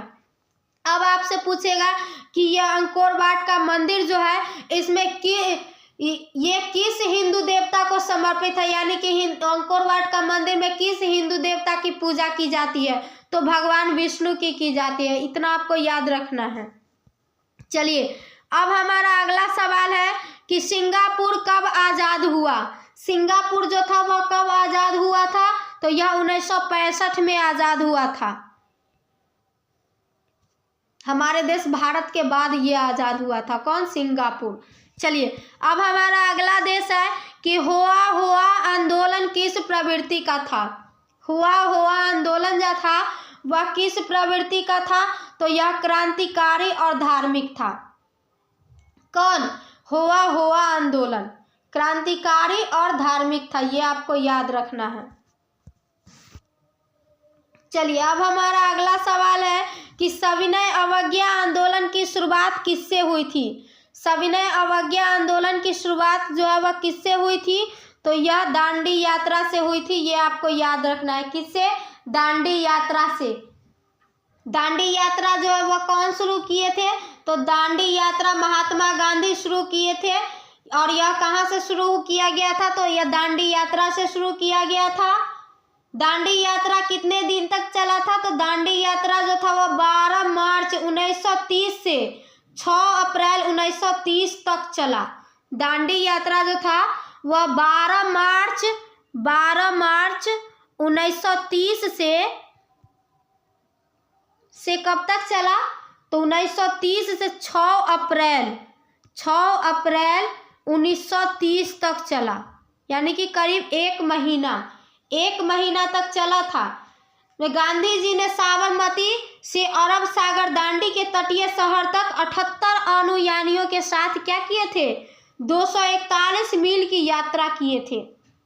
कौन, गांधी जी। और इस यात्रा का उद्देश्य क्या था, तो इस यात्रा का उद्देश्य जो था वह था समुद्र के जल से नमक बनाकर ब्रिटिश नीति का उल्लंघन करना था। क्या था, समुद्र के जल से नमक बनाकर ब्रिटिश नीति का उल्लंघन करना था। चलिए अब हमारा अगला सवाल है, जालियांवाला बाग हत्याकांड कब हुआ था। जालियांवाला बाग हत्याकांड जो है वह कब हुआ था, तो जालियांवाला बाग हत्याकांड 13 अप्रैल 1919 को हुआ था। 13 अप्रैल 1919 को हुआ था, ये आपको याद रखना है, जालियांवाला बाग हत्याकांड। और जालियांवाला बाग हत्याकांड की जांच के लिए कौन सी समिति का गठन किया गया था, तो हंटर समिति का गठन किया गया था, ये आपको याद रखना है। चलिए अब हमारा अगला सवाल है कि पूर्ण स्वराज की मांग का प्रस्ताव कांग्रेस के किस वार्षिक अधिवेशन में पारित हुआ? पूर्ण स्वराज की मांग का प्रस्ताव कांग्रेस के किस वार्षिक अधिवेशन में पारित हुआ? पूर्ण स्वराज यानी कि हमको पूरा राज्य चाहिए, यह कब मांग किया गया था? तो लाहौर अधिवेशन में किया गया था। और लाहौर अधिवेशन कब हुआ था? तो 1929 में हुआ था। ये आपको याद रखना है। राइट आंसर ऑप्शन ए हो जाएगा। चलिए अब हमारा अगला सवाल है कि हिंद स्वराज पुस्तक के लेखक कौन थे? हिंद स्वराज पुस्तक के लेखक कौन थे? तो हिंद स्वराज पुस्तक के लेखक महात्मा गांधी थे। ये आपको याद रखना है। कौन थे? महात्मा गांधी थे हिंद स्वराज पुस्तक के लेखक। ये आपको याद रखना है। शिक्षा और संस्कृति भी महात्मा गांधी के द्वारा ही लिखा गया है। सत्य के साथ मेरा प्रयोग भी महात्मा गांधी के द्वारा ही लिखा गया है। ये आपको याद रखना है। चलिए अब हमारा अगला सवाल है कि किनके अनुरोध पर महात्मा गांधी चंपारण आए थे? किनके अनुरोध पर महात्मा गांधी जो थे वह चंपारण आए थे? तो ये आपको याद रखना है कि यह राजकुमार शुक्ल के अनुरोध पर महात्मा गांधी चंपारण आए थे। राजकुमार शुक्ल। राइट आंसर ऑप्शन ए हो जाएगा। चलिए अब हमारा अगला सवाल है कि चौरी चौरा कांड कब हुआ था? चौरी चौरा कांड जो था वह कब हुआ था? चौरी चौरा कांड 1922 में हुआ था। इसमें क्या किया गया था कि पुलिस चौकी को फूंक दिया गया था। चौरी चौरा कांड हुआ था जिसमें पुलिस चौकी को फूंक दिया गया था। चलिए अब नेक्स्ट सवाल है अगला कि लखनऊ समझौता किस वर्ष हुआ? लखनऊ समझौता जो था वह किस वर्ष हुआ था? तो ये आपको याद रखना है कि यह 1916 में हुआ था। लखनऊ समझौता 1916 में हुआ था। राइट आंसर ऑप्शन ए हो जाएगा। अब हमारा अगला सवाल है कि ऑल इंडिया मुस्लिम लीग की स्थापना किस वर्ष हुई? ऑल इंडिया मुस्लिम लीग की स्थापना किस वर्ष हुई? तो ये आपको याद रखना है कि यह 1906 में हुआ था। ऑल इंडिया मुस्लिम लीग की स्थापना 1906 में हुआ था। राइट आंसर ऑप्शन सी हो जाएगा। चलिए अब हमारा अगला सवाल है कि अलीगढ़ आंदोलन का नेतृत्व किसने किया? अलीगढ़ आंदोलन का नेतृत्व किसने किया? तो यह सर सैयद अहमद खान ने किया। इनको सर की उपाधि दी गई है। सर सैयद अहमद खान ने किया। अलीगढ़ आंदोलन का नेतृत्व किसने किया? तो सर सैयद अहमद खान ने। ये आपको याद रखना है। राइट आंसर ऑप्शन सी हो जाएगा। चलिए अब हमारा अगला सवाल है कि भारत में पहली सूती मिल कहाँ स्थापित की गई? भारत में पहली सूती मिल जो थी वह कहाँ स्थापित की गई थी? तो यह मुंबई में स्थापित की गई थी। ये आपको याद रखना है। राइट आंसर ऑप्शन बी हो जाएगा। चलिए अगला सवाल आप लोग देख लीजिए। अगला सवाल है Tata iron and steel company की स्थापना की गई। Tata iron and steel company की स्थापना कब की गई ये आपको बताना है। तो Tata iron and steel company की स्थापना कब की गई थी? तो यह 1907 में की गई थी। आपको याद रखना है। राइट आंसर ऑप्शन बी हो जाएगा। चलिए नेक्स्ट क्वेश्चन है अगला, मुंबई में प्रथम सूती कपड़ा मिल किस वर्ष स्थापित की गई? तो मुंबई में प्रथम सूती कपड़ा मिल जो है वह 1854 में स्थापित की गई। ये आपको याद रखना है। राइट आंसर ऑप्शन सी हो जाएगा। चलिए अब हमारा अगला सवाल है कि स्पिनिंग जेनी का आविष्कार कब हुआ था? स्पिनिंग जेनी का आविष्कार कब हुआ था? तो ये आपको याद रखना है कि यह 1770 में हुआ था। राइट आंसर ऑप्शन बी हो जाएगा। चलिए अब हमारा अगला सवाल है कि अंतर्राष्ट्रीय श्रमिक संगठन का मुख्यालय कहाँ है? अंतर्राष्ट्रीय श्रमिक संगठन का मुख्यालय कहाँ है? तो यह जिनेवा में है। कहाँ है? जिनेवा में है। और जिनेवा समझौता कहाँ हुआ था? तो जिनेवा में हुआ था, जिसमें क्या किया गया था? वियतनाम को दो भागों में बांट दिया गया था, उत्तरी वियतनाम और दक्षिणी वियतनाम।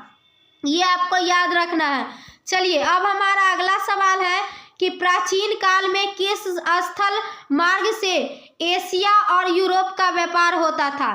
प्राचीन काल में किस स्थल मार्ग से एशिया और यूरोप का व्यापार होता था? तो ये आपको याद रखना है कि यह रेशम मार्ग से होता था। कौन से मार्ग से होता था? रेशम मार्ग से होता था। और रेशम मार्ग कहाँ से शुरू होता था? तो रेशम मार्ग जो था वह कहाँ से शुरू होता था? चीन से शुरू होता था और ये एकदम मध्य एशिया तक, यूरोप तक जाता था। ये आपको याद रखना है। चलिए अब हमारा अगला सवाल है कि गोल घर का निर्माण कब हुआ? गोल घर का निर्माण जो है वह कब हुआ? ये आपको याद रखना है कि गोल घर का निर्माण जो है वह 1786 में हुआ। और किसने किया था? तो अंग्रेजों ने किया था। बिहार में चारों तरफ क्या होती थी? अनाज था, चारों तरफ अनाज था, तो अंग्रेजों ने गोल घर का निर्माण किया था। उसी में क्या करता था कि अनाज लाकर उसी में रख देता था और वह अपने देश में ले जाता था बाद में।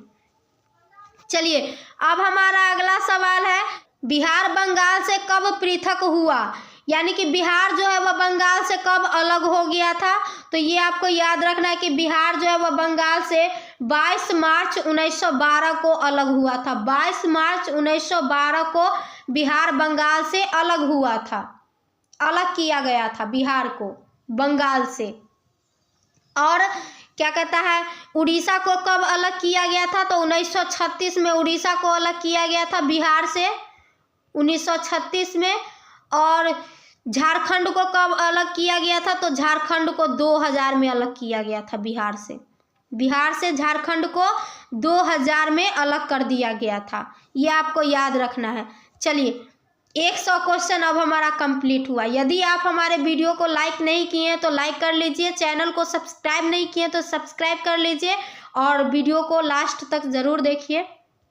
चलिए अब हमारा अगला सवाल है, महात्मा बुद्ध को ज्ञान की प्राप्ति कहाँ हुई थी? महात्मा बुद्ध को ज्ञान की प्राप्ति बोध गया में हुई थी। ये आपको याद रखना है, बोध गया में। बोध गया कहाँ पे पड़ता है? तो बिहार में पड़ता है। चलिए अब हमारा अगला सवाल है कि पटना का प्राचीन नाम क्या था? पटना का प्राचीन नाम यानी कि पटना का पहला नाम जो था वह क्या था? तो पटना का प्राचीन नाम पाटलिपुत्र था। ये आपको याद रखना है, Pataliputra. Right answer option B हो जाएगा। चलिए अब हमारा अगला सवाल है जनसंख्या का घनत्व सबसे अधिक कहाँ होता है? तो जनसंख्या का घनत्व जो है वह सबसे अधिक कहाँ होता है? महानगर में होता है। यानी कि जगह कम होता है और जनसंख्या अधिक होता है। तो ये कहाँ पे होता है? यह मुंबई में, ब्रिटेन में, जापान में, दिल्ली में होता है ये सब। ठीक है, जगह कम होता है और जनसंख्या अधिक होता है। बिल्डिंग पे बिल्डिंग, बिल्डिंग पे बिल्डिंग रहता है। चलिए अब हमारा अगला सवाल है कि मगध राज्य की प्राचीनतम राजधानी कहाँ स्थित थी? मगध राज्य की प्राचीनतम राजधानी जो थी वह कहाँ स्थित थी? तो ये आपको याद रखना कि यह राजगृह में स्थित थी, राजगृह में। राइट आंसर ऑप्शन बी हो जाएगा। चलिए अब हमारा अगला सवाल है कि औपनिवेशिक भारत की वाणिज्यिक राजधानी कौन थी? औपनिवेशिक भारत की वाणिज्यिक राजधानी कौन थी? तो ये आपको याद रखना है कि यह मुंबई थी, बम्बई थी। कौन थी? बम्बई। चलिए अब हमारा अगला सवाल है कि भूमंडलीकरण की शुरुआत किस दशक में हुई? भूमंडलीकरण की शुरुआत जो है वह किस दशक में हुई? तो ये आपको याद रखना है कि यह 1990 के दशक में हुई। जैसे मान लीजिए कि हमको किसी इतिहास में जैसे कोई भी चीज़ हुआ तो उसका हमको डेट याद नहीं है, लेकिन यह कब हुआ वो हमको याद है।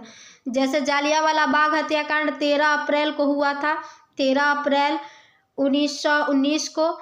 तो हमको 1919 को हुआ था ये याद है, लेकिन 13 अप्रैल को याद नहीं है। तो हम बोल सकते हैं वहाँ पे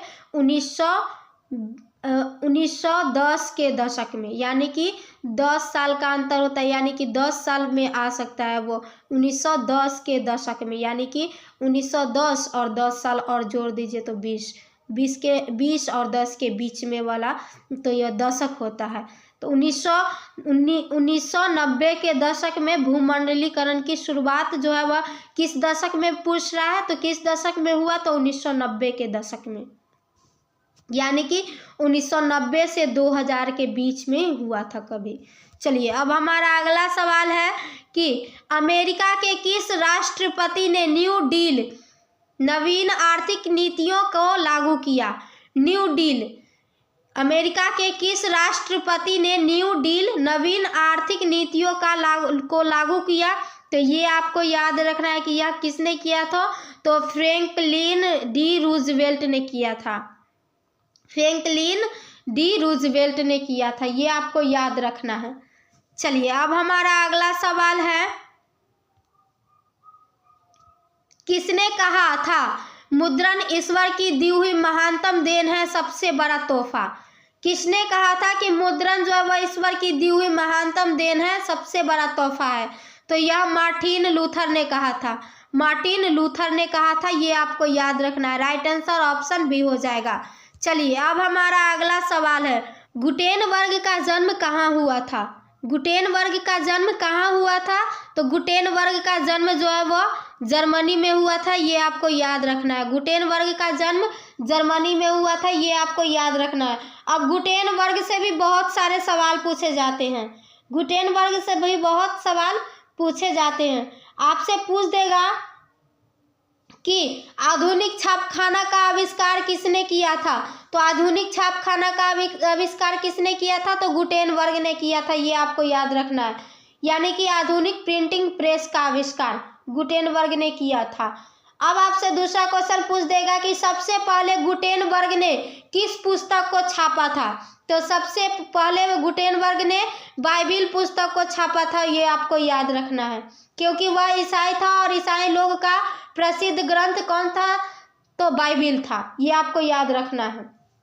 चलिए अब हमारा अगला सवाल है कि किस देश की सिविल सेवा परीक्षा ने मुद्रित पुस्तकों की मांग बढ़ाई? किस देश की सिविल सेवा परीक्षा ने मुद्रित पुस्तकों की मांग बढ़ाई? तो ये आपको याद रखना है कि यह चीन था। चीन, कौन था? चीन। चलिए अब हमारा अगला सवाल है कि भारत में कहाँ महिलाओं के लिए आरक्षण की व्यवस्था है? भारत में कहाँ जो है वह महिलाओं को आरक्षण की व्यवस्था दी गई है? तो कहाँ दी गई है? पंचायती राज व्यवस्था में, ये आपको याद रखना है। और पंचायती राज व्यवस्था में भारत में महिलाओं को कितनी प्रतिशत महिलाओं को आरक्षण की व्यवस्था दी गई है? तो ये आपको याद रखना है कि 50%। 50% जो है पंचायती राज व्यवस्था में महिलाओं को आरक्षण प्रदान की गई है। और लोकसभा और राज्यसभा में कितना प्रतिशत है? तो 33% है, ये भी आपको याद रखना है। लोकसभा और राज्यसभा में महिलाओं को कितना प्रतिशत आरक्षण दिया गया है? तो 33%। और पंचायती राज व्यवस्था में कितना प्रतिशत आरक्षण दिया गया? तो 50%, ये आपको याद रखना है। दोनों में से कोई भी क्वेश्चन आपसे पूछ सकता है। चलिए अब हमारा अगला सवाल है, अंतर्राष्ट्रीय महिला दिवस किस तिथि को मनाया जाता है? तो ये आपको याद रखना है कि अंतर्राष्ट्रीय महिला दिवस जो है वो 8 मार्च को मनाया जाता है। राइट आंसर ऑप्शन बी हो जाएगा। चलिए अब हमारा अगला सवाल है कि संप्रदायवाद संबंधित है। संप्रदायवाद जो है वह किससे संबंधित है? तो ये आपको याद रखना है कि यह धार्मिक कट्टरता से संबंधित है।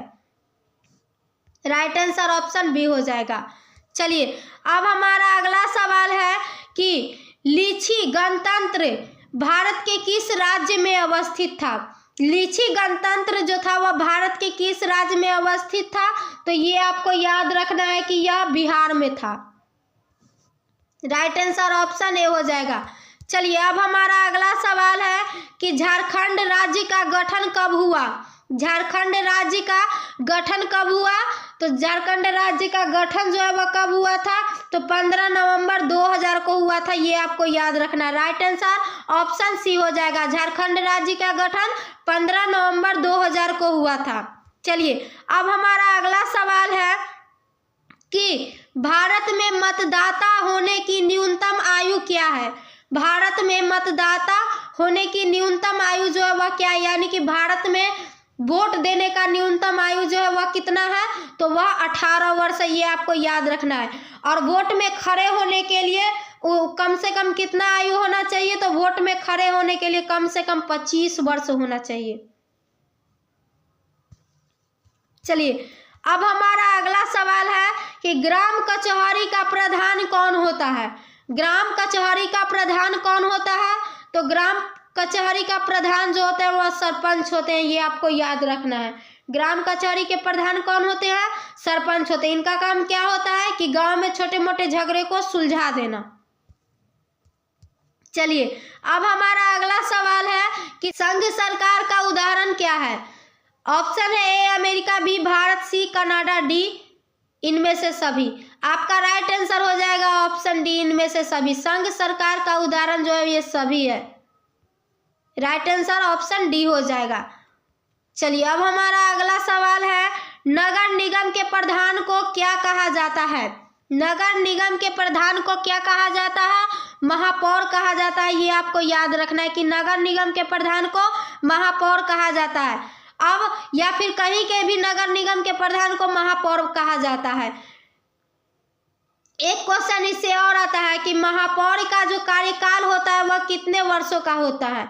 नगर निगम के जो प्रधान होते हैं उनका कार्यकाल जो यानी कि महापौर जो होते हैं उनका कार्यकाल कितने वर्षों का होता है, तो आइए आपको याद रखना है कि उनका कार्यकाल 5 वर्षों का होता है। चलिए अब हमारा अगला सवाल है कि संविधान के किस अनुच्छेद में नागरिकों को स्वतंत्रता का अधिकार दिया गया है। संविधान के किस अनुच्छेद में नागरिकों को स्वतंत्रता का अधिकार दिया गया, यानी कि वह स्वतंत्र है, वह किसी के बारे में आवाज, अगर उसके साथ कोई गलत करता है तो वह आवाज उठा सकता है। यह किस अनुच्छेद में दिया गया है, तो ये आपको याद रखना है कि यह अनुच्छेद 19 में दिया गया है। राइट आंसर ऑप्शन बी हो जाएगा। चलिए अब हमारा अगला सवाल है कि कौन से संविधान अधिनियम द्वारा पंचायत का तीसरा स्तर बनाया गया है। कौन से संविधान अधिनियम द्वारा पंचायत का तीसरा स्तर बनाया गया है, तो ये आपको याद रखना है कि यह कौन सा है, तो यह 73वां संविधान संशोधन द्वारा बनाया गया। 73वां संशोधन द्वारा। राइट आंसर ऑप्शन बी हो जाएगा। चलिए अब हमारा अगला सवाल है कि स्थानीय स्वशासन राज्य के नीति निर्देशक सिद्धांतों के किस अनुच्छेद में है। स्थानीय स्वशासन राज्य के नीति निर्देशक सिद्धांतों के किस अनुच्छेद में है, तो ये आपको याद रखना है कि ये किस अनुच्छेद में है, अनुच्छेद 40 में है। ये आपको याद रखना है। राइट आंसर ऑप्शन बी हो जाएगा। चलिए अब हमारा अगला सवाल है कि जिला परिषद का कार्यकाल कितना होता है। जिला परिषद का कार्यकाल जो होता है वह कितने वर्षों का होता है, तो ये आपको याद रखना है कि वह 5 वर्षों का होता है। राइट आंसर ऑप्शन सी हो जाएगा। चलिए अब हमारा अगला सवाल है, अगला बहुत अच्छा सवाल है कि राष्ट्रीय स्तर पर पंचायती राज्य प्रणाली किस समिति की अनुशंसा के आधार पर शुरुआत हुई। राष्ट्रीय स्तर पर पंचायती राज्य प्रणाली किस समिति की अनुशंसा के आधार पर शुरुआत हुई, तो ये आपको याद रखना है कि यह बलवंत राय मेहता समिति पर शुरुआत हुई थी। राइट आंसर ऑप्शन ए हो जाएगा, बलवंत राय मेहता समिति। चलिए अब हमारा अगला सवाल है कि बिहार में एक नगर निगम में न्यूनतम कितनी वार्ड हो सकती है। बिहार में एक नगर निगम में न्यूनतम कितनी वार्ड हो सकती है, तो ये याद रखना है कि वहाँ पे कितनी वार्ड हो सकती है, तो 37 हो सकती है। बिहार में एक नगर में कितनी न्यूनतम वार्ड हो सकती है, तो 37 हो सकती है। लेकिन पटना में कितना है, 72 है। पटना में 72 है। ये आपको याद रखना है कि पटना में 72 वार्ड है। चलिए अब हमारा अगला सवाल है कि 17वीं लोकसभा का चुनाव कब हुआ। 17वीं लोकसभा का चुनाव कब हुआ, तो ये आपको याद रखना है कि यह 2019 में हुआ। राइट आंसर ऑप्शन सी हो जाएगा। चलिए अब हमारा अगला सवाल है कि सूचना का अधिकार संबंधी कानून कब लागू हुआ था, यानी कि कब पारित हुआ था, यानी कि लागू हुआ था, तो ये आपको याद रखना है कि ये 2005 को लागू हुआ था। सूचना का अधिकार संबंधी कानून कब लागू हुआ था, तो 2005 को हुआ था। इसमें क्या होता है कि हमको किसी भी चीज़ के बारे में जानकारी लेने का अधिकार होता है। जैसे मान लीजिए हमारे क्षेत्र में रोड बना या फिर कहीं पे कुछ मतलब कि क्या हुआ, जैसे मान लेते हैं कि नल जल लगा, तो नल जल में कितना क्या खर्चा हुआ, क्या हुआ, वार्ड खाया, कौन खाया, ये सभी का हम लोग जानकारी ले सकते हैं। तो यह क्या है, सूचना का अधिकार है। यह सूचना का अधिकार जो है वह कहाँ से शुरू हुआ था, सर्वप्रथम कहाँ से शुरू हुआ था, तो ये याद रखना है आपको कि सूचना का अधिकार आंदोलन की शुरुआत जो है वह कहाँ से हुई थी, तो वह आपको राजस्थान से हुई थी, ये आपको याद रखना है। अब पंचायती राज की शुरुआत भी कहाँ से हुई थी, तो वह भी राजस्थान से ही हुई थी। चलिए अब हमारा अगला सवाल है कि बांग्लादेश कब स्वतंत्र हुआ। बांग्लादेश जो है वह कब स्वतंत्र हुआ, ये आपको बताना है। तो यह बांग्लादेश जो था वह 1971 में स्वतंत्र हुआ। राइट आंसर ऑप्शन सी हो जाएगा। चलिए अब हमारा अगला क्वेश्चन है, अगला है किसके नेतृत्व में 1977 में जनता पार्टी की सरकार का गठन हुआ था।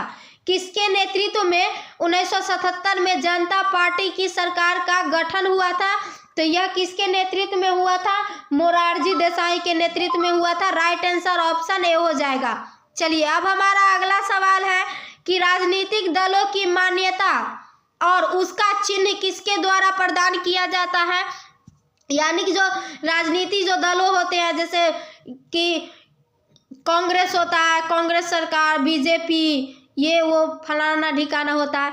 राजनीतिक दलों की मान्यता और उसका चिन्ह, उनकी चिन्ह जो है, जहाँ तुमको ये हाथ का पंजा छाप मिल रहा है, तुमको कमल छाप मिल रहा है, यह कौन प्रदान करता है, चिन्ह जो है वह कौन प्रदान करते हैं, तो यह निर्वाचन आयोग प्रदान करता है। ये आपको याद रखना है। राइट आंसर ऑप्शन सी हो जाएगा। चलिए अब हमारा अगला सवाल है कि भारतीय राष्ट्रीय कांग्रेस की स्थापना कब हुई। भारतीय राष्ट्रीय कांग्रेस की स्थापना कब हुई, तो ये आपको याद रखना है कि भारतीय राष्ट्रीय कांग्रेस की स्थापना 1885 में हुई थी। और किसने की थी भारतीय राष्ट्रीय कांग्रेस की स्थापना, तो A.O. ह्यूम ने की थी। भारतीय राष्ट्रीय कांग्रेस की स्थापना किसने की थी, तो A.O. ह्यूम ने की थी। चलिए अब हमारा अगला सवाल है कि तारी विरोधी निम्नलिखित में किस प्रांत से शुरू किया गया। तारी विरोधी निम्नलिखित में से किस प्रांत से शुरू किया गया, तो ये आपको याद रखना है कि यह कहाँ से शुरू किया गया था, तो आंध्र प्रदेश से शुरू किया गया था। राइट आंसर ऑप्शन सी हो जाएगा। चलिए अब हमारा अगला सवाल है, राजनीतिक दलों के नींव सर्वप्रथम किस देश में पड़ी। राजनीतिक दलों के नींव सर्वप्रथम जो है वह किस देश में पड़ी, तो ये आपको याद रखना है कि यह सर्वप्रथम कहाँ पे पड़ी थी, तो ब्रिटेन में पड़ी थी। और ब्रिटेन में कैसी व्यवस्था है, तो एक दलीय व्यवस्था है। भारत में बहुदलीय व्यवस्था है, ये आपको याद रखना है। चलिए अब हमारा अगला सवाल है, वर्ष 1975 में भारतीय राजनीति में किस लिए जाना जाता है। वर्ष 1975 भारतीय राजनीति में किस लिए जाना जाता है, तो ये आपको याद रखना है कि यह देश में आपातकाल लागू हुआ था, इसलिए जाना जाता है। देश में आपातकाल कब लागू हुआ था, तो 1975 में लागू हुआ था, ये आपको याद रखना है। चलिए अब हमारा अगला सवाल है कि निम्नलिखित में कौन भारतीय किसान यूनियन के नेता थे। निम्नलिखित में कौन भारतीय किसान यूनियन के नेता थे, तो ये आपको याद रखना है कि महेंद्र सिंह टिकैत जो था वह भारतीय किसान यूनियन के नेता थे। महेंद्र सिंह टिकैत, ये आपको याद रखना है। राइट आंसर ऑप्शन सी हो जाएगा।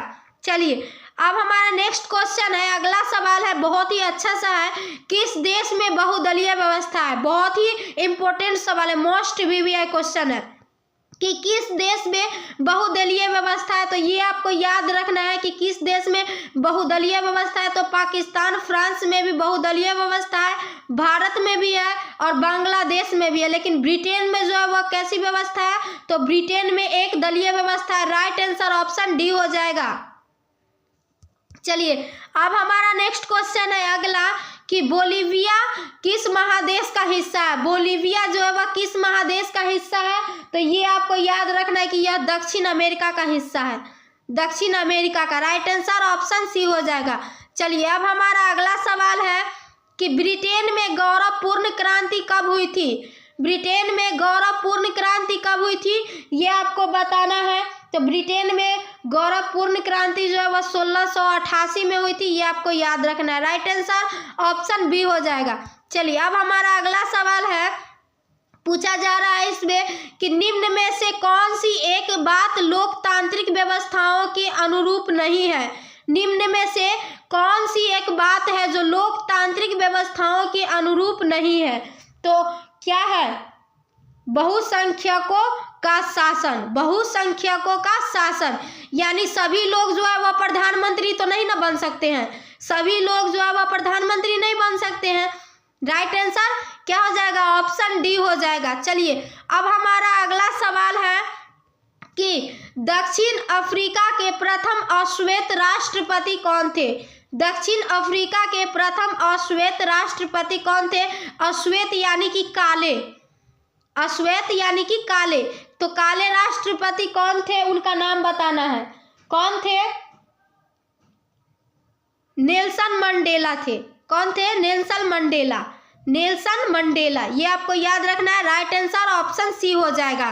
दक्षिण अफ्रीका के प्रथम अश्वेत यानी कि काले राष्ट्रपति कौन थे, तो नेल्सन मंडेला थे। चलिए अब हमारा अगला सवाल है, किस आधार पर लोकतंत्र को सर्वोत्तम शासन कहते हैं। किस आधार पर लोकतंत्र को सर्वोत्तम शासन कहते हैं। तो ये आपको याद रखना है कि यह जनमत पर आधारित होता है, जनमत पर आधारित होता है। राइट आंसर ऑप्शन डी हो जाएगा। चलिए अब हमारा अगला सवाल है कि प्रत्यक्ष लोकतंत्र की व्यवस्था कहाँ है। प्रत्यक्ष लोकतंत्र की व्यवस्था जो है वह कहाँ है। तो यह भारत में भी है, अमेरिका में भी है, ब्रिटेन में भी है, लेकिन स्विट्जरलैंड में जो है वह प्रत्यक्ष लोकतंत्र की व्यवस्था नहीं है। वो कहाँ क्या है, तो अप्रत्यक्ष लोकतंत्र की व्यवस्था है स्विट्जरलैंड में।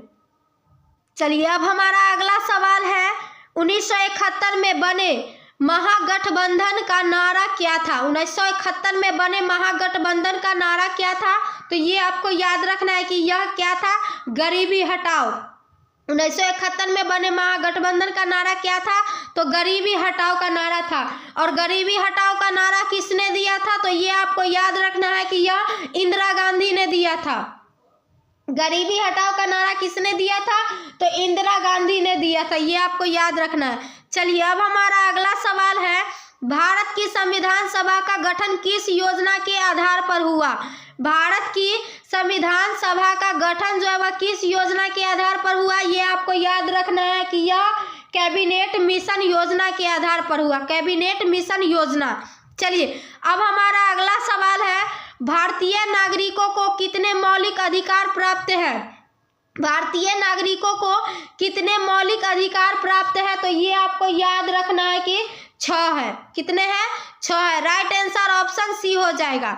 चलिए अब हमारा अगला सवाल है, मुख्य चुनाव आयुक्त तथा अन्य चुनाव आयुक्तों की नियुक्ति किसके द्वारा की जाती है। मुख्य चुनाव आयुक्त तथा अन्य चुनाव आयुक्तों की नियुक्ति जो है वह किसके द्वारा की जाती है, तो ये आपको याद रखना है कि यह राष्ट्रपति के द्वारा किया जाता है। राइट आंसर ऑप्शन ए हो जाएगा। चलिए अब हमारा अगला सवाल है, बहुत ही अच्छा सवाल है, बोर्ड मॉडल बीबीआई क्वेश्चन है कि 73वें संविधान संशोधन द्वारा पंचायती राज संस्थाओं का कार्यकाल कितना होता है। 73वें संविधान संशोधन द्वारा पंचायती राज संस्थाओं का कार्यकाल जो है वह कितना होता है, तो ये आपको याद रखना है कि 5 वर्ष का होता है। 5 वर्ष सभी का होता है। प्रधानमंत्री का भी 5 वर्ष का ही होता है।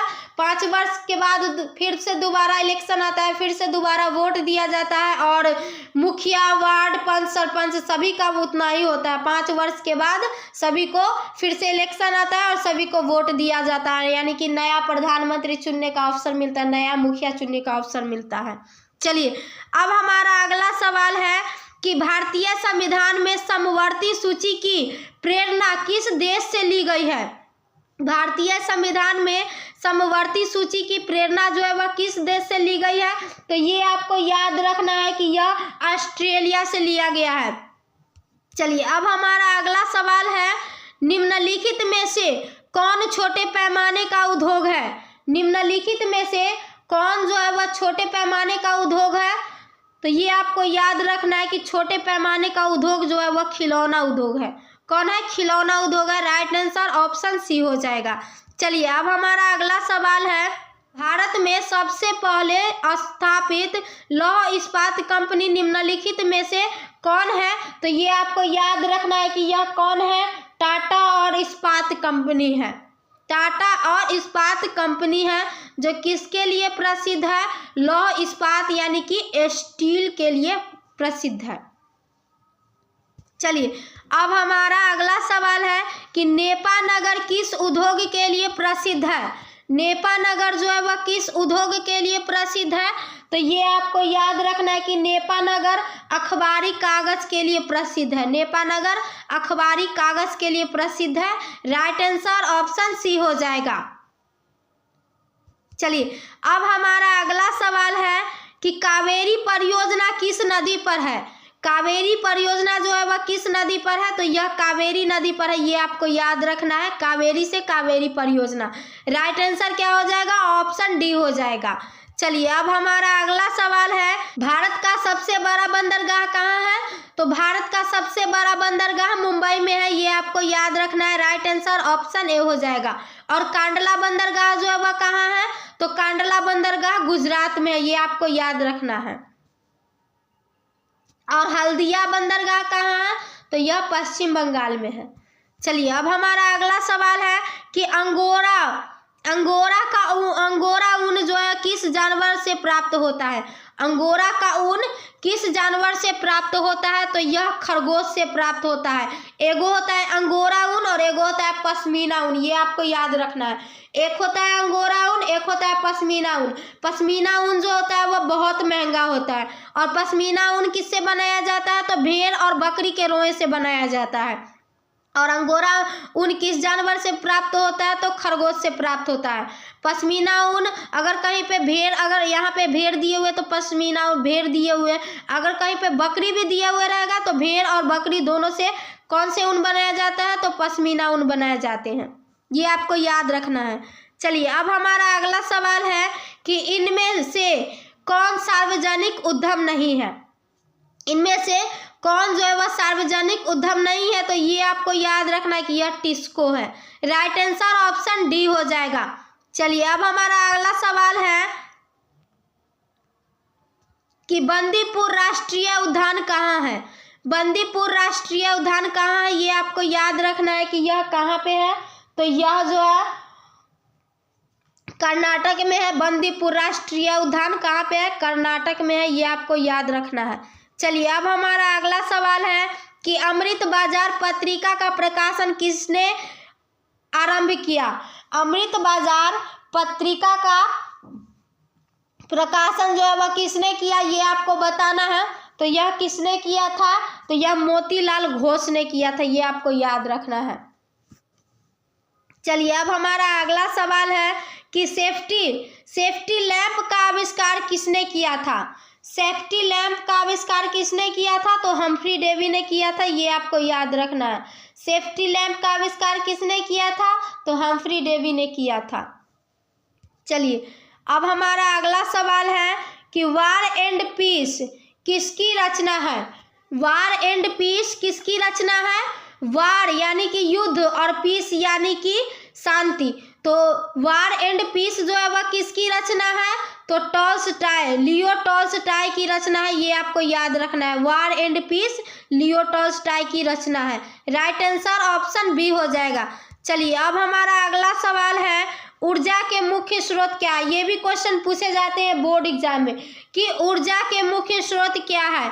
तो कोयला से भी ऊर्जा प्राप्त होता है, पेट्रोलियम से भी ऊर्जा होता है, विद्युत से भी ऊर्जा प्राप्त होता है। तो राइट आंसर क्या हो जाएगा? ऑप्शन डी हो जाएगा, इनमें से सभी।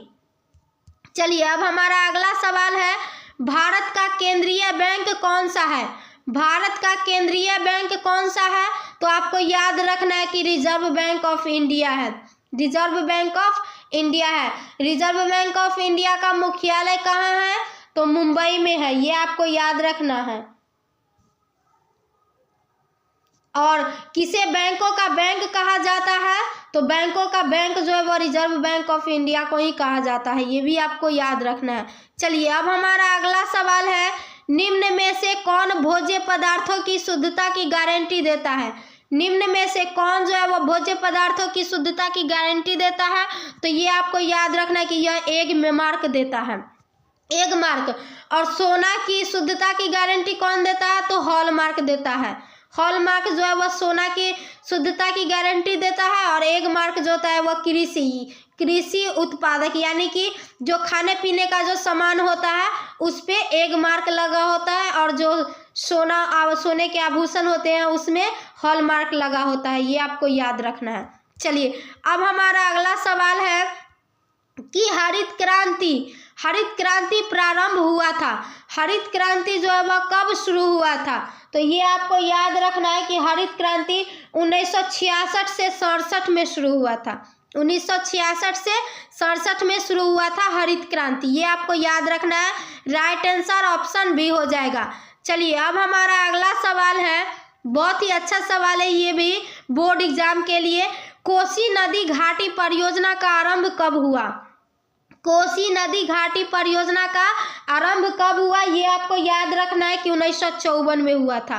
कब हुआ था? 1954 में। राइट आंसर ऑप्शन डी हो जाएगा। चलिए अब हमारा अगला सवाल है, साम्यवादी शासन का पहला प्रयोग कहाँ हुआ था? साम्यवादी शासन का पहला प्रयोग कहाँ हुआ था? तो रूस में हुआ था। रूस के राजा को क्या बोला जाता था? तो रूस के राजा को जार बोला जाता था। चलिए अब हमारा अगला सवाल है कि 3 कठिया प्रणाली किन पर लागू हुई थी? 3 कठिया प्रणाली जो थी वह किन पर लागू हुई थी? तो वह किसानों पर लागू हुई थी। ये आपको याद रखना है, किसानों पर। चलिए अब हमारा अगला सवाल है, गदर पार्टी की स्थापना किसने और कब की? गदर पार्टी की स्थापना जो है वह किसने की और कब की? गदर पार्टी की स्थापना लाला हरदयाल किए थे।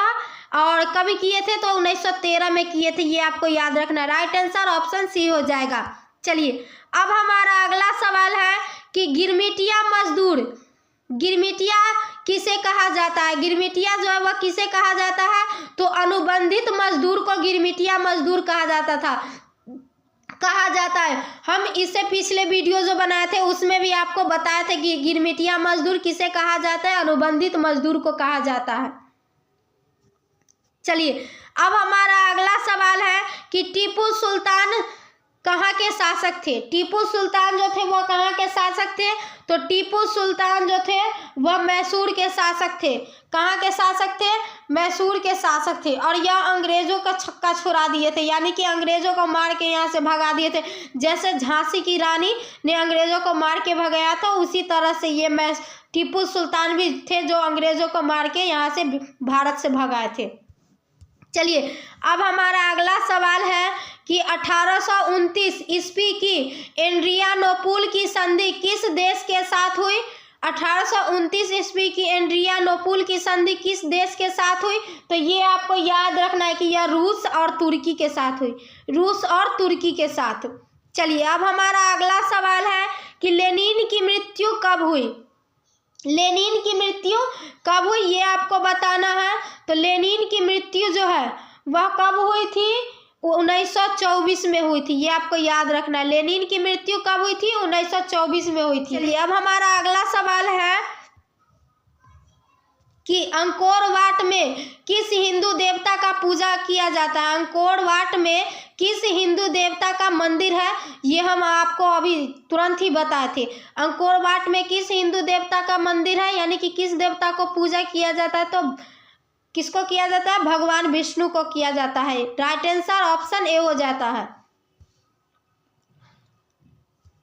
चलिए अब हमारा अगला सवाल है, भारतीय राष्ट्रीय कांग्रेस के पहले अध्यक्ष कौन थे? भारतीय राष्ट्रीय कांग्रेस के पहले अध्यक्ष कौन थे? तो पहले अध्यक्ष व्योमेश चंद्र बनर्जी थे। कौन थे? व्योमेश चंद्र बनर्जी। इनको WC बनर्जी भी बोला जाता है। WC बनर्जी इनका शॉर्ट नाम है। WC बनर्जी किसको? व्योमेश चंद्र बनर्जी को WC बनर्जी भी बोला जाता है। और भारतीय राष्ट्रीय कांग्रेस का गठन कब हुआ था? तो भारतीय राष्ट्रीय कांग्रेस का गठन जो है वो 1885 को हुआ था। ये आपको याद रखना है, 1885 को। और किसने किया था? तो A.O. ह्यूम ने किया था। भारतीय राष्ट्रीय कांग्रेस का गठन किसने किया था? तो A.O. ह्यूम ने किया था। अब आपको इससे क्वेश्चन पूछेगा कि भारतीय राष्ट्रीय कांग्रेस के पहले मुस्लिम अध्यक्ष कौन थे? तो बदरुद्दीन तैयबजी थे। भारतीय राष्ट्रीय कांग्रेस के पहले मुस्लिम अध्यक्ष कौन थे? तो बदरुद्दीन तैयबजी थे। ये आपको याद रखना है। चलिए अब हमारा अगला सवाल है, महात्मा गांधी दक्षिण अफ्रीका से भारत कब वापस आए थे? महात्मा गांधी जो थे वह दक्षिण अफ्रीका से भारत कब आए थे? ये आपको याद रखना है कि 1915 को आए थे। राइट आंसर ऑप्शन सी हो जाएगा। चलिए अब हमारा अगला सवाल है, बंगाल विभाजन 1911 ईस्वी में किसने रद्द किया? बंगाल विभाजन जो था वह 1911 ईस्वी में किसने रद्द किया? तो लॉर्ड कर्जन के द्वारा क्या हुआ था? बंगाल का विभाजन हुआ था। और रद्द किसके द्वारा हुआ था? तो रद्द जो हुआ था वह लॉर्ड हार्डिंग के द्वारा हुआ था। ये आपको याद रखना है। राइट आंसर ऑप्शन डी हो जाएगा। बंगाल विभाजन 1911 ईस्वी में रद्द किसने किया था? तो लॉर्ड हार्डिंग ने किया था। ये आपको याद रखना है। चलिए अब हमारा अगला सवाल है, देश में सर्वाधिक वर्षा कहाँ होती है? देश में सर्वाधिक वर्षा जो है वह कहाँ पे होती है? तो मासिन राम में होती है। ये आपको याद रखना है। राइट आंसर ऑप्शन बी हो जाएगा। चलिए अब हमारा अगला सवाल है, ये भी बोर्ड एग्जाम के लिए बहुत ही महत्वपूर्ण सवाल है कि निम्नलिखित खनिजों में कोडरमा किससे संबंधित है? निम्नलिखित खनिजों में से कोडरमा जो है वह किससे संबंधित है? ये आपको बताना है। तो यह अभ्रक से संबंधित है। राइट आंसर ऑप्शन बी हो जाएगा। चलिए अब हमारा अगला सवाल है, प्राथमिक ऊर्जा का उदाहरण नहीं है। प्राथमिक ऊर्जा का उदाहरण जो है वह इनमें कौन नहीं है? ये आपको बताना है। तो कोयला जो है वह प्राथमिक ऊर्जा का उदाहरण है, पेट्रोलियम भी प्राथमिक ऊर्जा का उदाहरण है, और प्राकृतिक गैस भी प्राथमिक ऊर्जा का उदाहरण है। लेकिन ये विद्युत जो है वह प्राथमिक ऊर्जा का उदाहरण नहीं है। राइट आंसर क्या हो जाएगा? राइट आंसर ऑप्शन बी हो जाएगा। प्राथमिक ऊर्जा का उदाहरण कौन नहीं है? तो विद्युत नहीं है। चलिए अब हमारा अगला सवाल है, ऑपरेशन फ्लड क्या है? ऑपरेशन फ्लड जो है वह क्या है? तो ये आपको याद रखना है कि यह डेयरी विकास है। डेयरी विकास है। ऑपरेशन फ्लड क्या है? तो डेयरी विकास है। चलिए अब हमारा अगला सवाल है कि उत्तर रेलवे का मुख्यालय कहाँ है? उत्तर रेलवे का मुख्यालय कहाँ है? तो उत्तर रेलवे का मुख्यालय जो वह नई दिल्ली है। राइट आंसर ऑप्शन डी हो जाएगा। चलिए अब हमारा अगला सवाल है, ये सवाल भी बहुत ही इंपॉर्टेंट है बोर्ड एग्जाम के लिए, बिहार की किस नदी की उत्पत्ति अमरकंटक से हुई थी? यहाँ पे क्या क्वेश्चन है कि बिहार की किस नदी की उत्पत्ति जो है वह अमरकंटक से हुई है? तो आपको राइट आंसर हो जाएगा यहाँ पे कोसी नदी। कोसी नदी की उत्पत्ति जो है वह अमरकंटक से हुई है। ये आपको याद रखना है। राइट आंसर ऑप्शन बी हो जाएगा। चलिए अब हमारा अगला सवाल है कि पटना हवाई अड्डा का क्या नाम है? पटना हवाई अड्डा का क्या नाम है? जयप्रकाश अंतर्राष्ट्रीय हवाई पतन। ये आपको याद रखना है। जयप्रकाश अंतर्राष्ट्रीय हवाई पतन। पटना हवाई अड्डा का नाम क्या है? तो जयप्रकाश अंतर्राष्ट्रीय हवाई पतन। ये आपको याद रखना है। राइट आंसर ऑप्शन ए हो जाएगा। चलिए अब हमारा अगला सवाल है कि निम्नांकित में कौन संचार सेवाओं का अंगन है? निम्नांकित में कौन है जो संचार सेवाओं का अंग है? तो आपका राइट आंसर हो जाएगा ऑप्शन डी, इनमें से सभी। समाचार पत्र, टेलीफोन, टेलीविजन, ये सभी जो है वह संचार सेवाओं का अंग है। राइट आंसर ऑप्शन डी हो जाएगा। चलिए अब हमारा अगला सवाल है, महासागर तल के कंपन का परिणाम क्या है? महासागर तल के कंपन का परिणाम क्या है? तो महासागर के तल के कंपन का परिणाम जो है वह सुनामी है। यानी कि जब समुद्र के तल में जब भूकंप आता है तो क्या करता है? समुद्र का लहर जो है वह तेजी से किनारे तक जाता है और तेजी से किनारे से वापस भी आता है। तो इसी को क्या बोला जाता है? सुनामी बोला जाता है। और सुनामी, सबसे ज़्यादा सुनामी जो है वह कहाँ पे आता है? तो जापान में आता है। ये आपको याद रखना है। सुनामी किस भाषा का शब्द है? तो सुनामी जो है वह जापानी भाषा का शब्द है। और सबसे ज़्यादा सुनामी कहाँ पे आता है? तो जापान में आता है। ये आपको याद रखना है। चलिए अब हमारा अगला सवाल है, सुनामी प्रभावित क्षेत्र में मकानों का निर्माण कहाँ करना चाहिए। सुनामी प्रभावित क्षेत्र है वहाँ पे मकानों का निर्माण जो है वह कहाँ करना चाहिए। ऑप्शन है ए सागर तट के निकट, बी सागर तट से दूर, सी मैंग्रोव वन में, डी इनमें से कोई नहीं। तो कहाँ पे करना चाहिए, सागर तट से दूर करना चाहिए, यानी कि सागर तट के निकट रहेगा, यानी कि निकट रहेगा तो सुनामी जब आएगा तब तो सारा घर दह ही जाएगा, सारा लोग सारे मर ही जाएंगे। तो कहाँ पे होगा, सागर तट से दूर होगा। राइट आंसर ऑप्शन बी हो जाएगा। चलिए अब हमारा अगला सवाल है, सौर ऊर्जा निम्न में कौन सा संसाधन है। सौर ऊर्जा जो है वह निम्न में से कौन सा संसाधन है। तो सौर ऊर्जा जो है वह कभी ना खत्म होने वाला है, जो कभी ना खत्म हो वह क्या कहलाएगा, वह नवीकरणीय कहलाता है, और जो खत्म हो जाए जिसे हम दोबारा बना नहीं पाते हैं वह क्या हो जाता है, तो वह अनवीकरणीय होता है। सौर ऊर्जा क्या हो जाएगा, पुनः पूर्ति योग्य ऊर्जा हो जाएगा, पुनः पूर्ति योग्य ऊर्जा हो जाएगा सौर ऊर्जा। ये आपको याद रखना है, यानी कि सौर ऊर्जा को हम बार बार प्राप्त कर सकते हैं। चलिए अब हमारा अगला सवाल है कि बृहद क्षेत्र में जल की उपस्थिति के कारण ही पृथ्वी को क्या कहते हैं। बृहद क्षेत्र में जल की उपस्थिति के कारण ही पृथ्वी को क्या कहते हैं। तो बृहद क्षेत्र में जल की उपस्थिति के कारण पृथ्वी को नीला ग्रह कहते हैं। क्या कहते हैं, नीला ग्रह कहते हैं। पृथ्वी पर जल की मात्रा जो है वह कितनी है, तो सबसे ज्यादा पृथ्वी पर जल का ही मात्रा 71% है, और 29% जो है वह भूमि है। अगर आपको इस तरह से भी क्वेश्चन पूछ देगा कि पृथ्वी पर जल की उपस्थिति जो है, पृथ्वी पर जल कितना प्रतिशत मात्रा में पाया जाता है, तो 71%। पृथ्वी पर भूमि कितना प्रतिशत में पाया जाता है, तो 29%। ये आपको याद रखना है। तो पानी के कारण ही पृथ्वी को क्या कहते हैं, जल की उपस्थिति, यानी कि पानी के कारण 71% क्या है, पानी है, जल है। तो पानी के कारण पृथ्वी को क्या कहते हैं, नीला ग्रह कहते हैं। चलिए अब हमारा अगला सवाल है कि सीमेंट उद्योग का कच्चा माल क्या है। सीमेंट उद्योग का कच्चा माल क्या है, तो चूना पत्थर है, ये आपको याद रखना है। राइट आंसर ऑप्शन ए हो जाएगा। चलिए अब हमारा अगला सवाल है कि स्वर्णिम चतुर्भुज संबंधित है। स्वर्णिम चतुर्भुज जो है वह किससे संबंधित है, तो ये आपको याद रखना है कि स्वर्णिम चतुर्भुज जो है वह सड़क मार्ग से संबंधित है, सड़क मार्ग से। राइट आंसर ऑप्शन बी हो जाएगा। देखिए 5 क्वेश्चन यहाँ पे हम होमवर्क में दिए हैं, जिसको आपको कमेंट करके बताना वो 5 क्वेश्चन को। चलिए अब हमारा अगला सवाल है, गंडक परियोजना कहाँ है।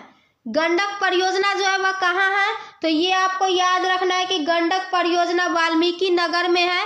ये क्वेश्चन पहले भी था, अब तो रिपीट हो गया, चलिए रिवीजन हो गया। गंडक परियोजना वाल्मीकि नगर में है। राइट आंसर ऑप्शन बी हो जाएगा। चलिए अब हमारा अगला सवाल है, कौन तापीय विद्युत परियोजना बिहार में है। कौन तापीय विद्युत परियोजना बिहार में है, तो ये आपको याद रखना है कि कौन है, कांटी तापीय विद्युत परियोजना। कहलगांव तापीय विद्युत परियोजना भी कहाँ पे है, तो बिहार में ही है। और नवीनगर तापीय विद्युत परियोजना भी कहाँ है, बिहार में ही है। तो राइट आंसर ऑप्शन डी हो जाएगा, इनमें से सभी। चलिए अब हमारा अगला सवाल है, बिहार में साक्षरता का सबसे अधिक प्रतिशत किस जिले में है। ये आपको याद रखना है कि रोहतास में है। राइट आंसर ऑप्शन डी हो जाएगा। बिहार में साक्षरता का सबसे अधिक प्रतिशत रोहतास जिले में है। चलिए अब हमारा अगला सवाल है, बिहार की सीमा में रेल मार्ग की कुल लंबाई कितनी है। बिहार की सीमा में रेल मार्ग की कुल लंबाई कितनी है, तो 6283 किलोमीटर है। ये आपको याद रखना है। राइट आंसर ऑप्शन ए हो जाएगा। अब एक क्वेश्चन के बाद और आ जाएगा हमारा SW आ जाएगा आपका, एक और क्वेश्चन कराने के बाद। अब है अगला क्वेश्चन और अंतिम क्वेश्चन कि वेदों की ओर लौटो का नारा किसने दिया था।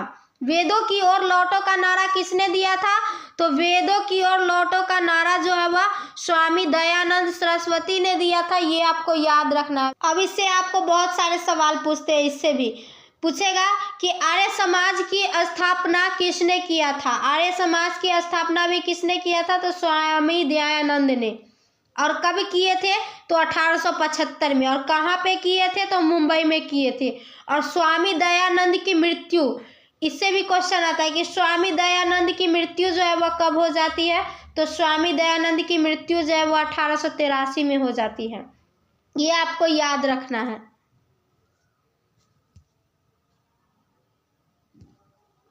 चलिए, अब हमारा क्वेश्चन खत्म है। अब 5 क्वेश्चन है जो आपको होमवर्क में दिया गया है। अब आगे आपका 5 क्वेश्चन है जो आपको होमवर्क में दिया जा रहा है। पहला क्वेश्चन है कि संजय गांधी जैविक उद्यान किस नगर में स्थित है। दूसरा क्वेश्चन है, किसने कहा बिहार के विकास के बिना भारत का विकास संभव नहीं है। तीसरा क्वेश्चन है आपका, भूकंप केंद्र के ऊर्ध्वाधर पृथ्वी पर स्थित केंद्र को क्या कहा जाता है। चौथा क्वेश्चन है, जनता दल यूनाइटेड पार्टी का गठन कब हुआ था।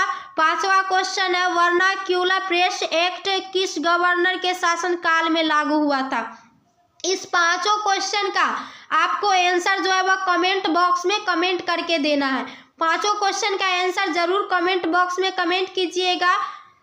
यदि आप हमारे वीडियो को सब लाइक नहीं किए हैं तो लाइक कर लीजिए, और चैनल को सब्सक्राइब नहीं किए तो सब्सक्राइब कर लीजिए।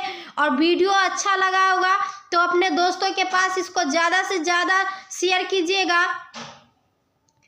यदि आप हमारे पिछले वीडियो को नहीं देखे हैं तो डिस्क्रिप्शन बॉक्स में लिंक दे देंगे, वहां से आप हमारे पिछले वीडियो को देख लीजिएगा, सारे पिछले वीडियो को जो आप नहीं देखे हैं। तो फिर मिलेंगे ऐसे ही सवालों के साथ अगले वीडियो में। तब तक के लिए मन लगाकर पढ़िए, हंसते रहिए और मुस्कुराते रहिए।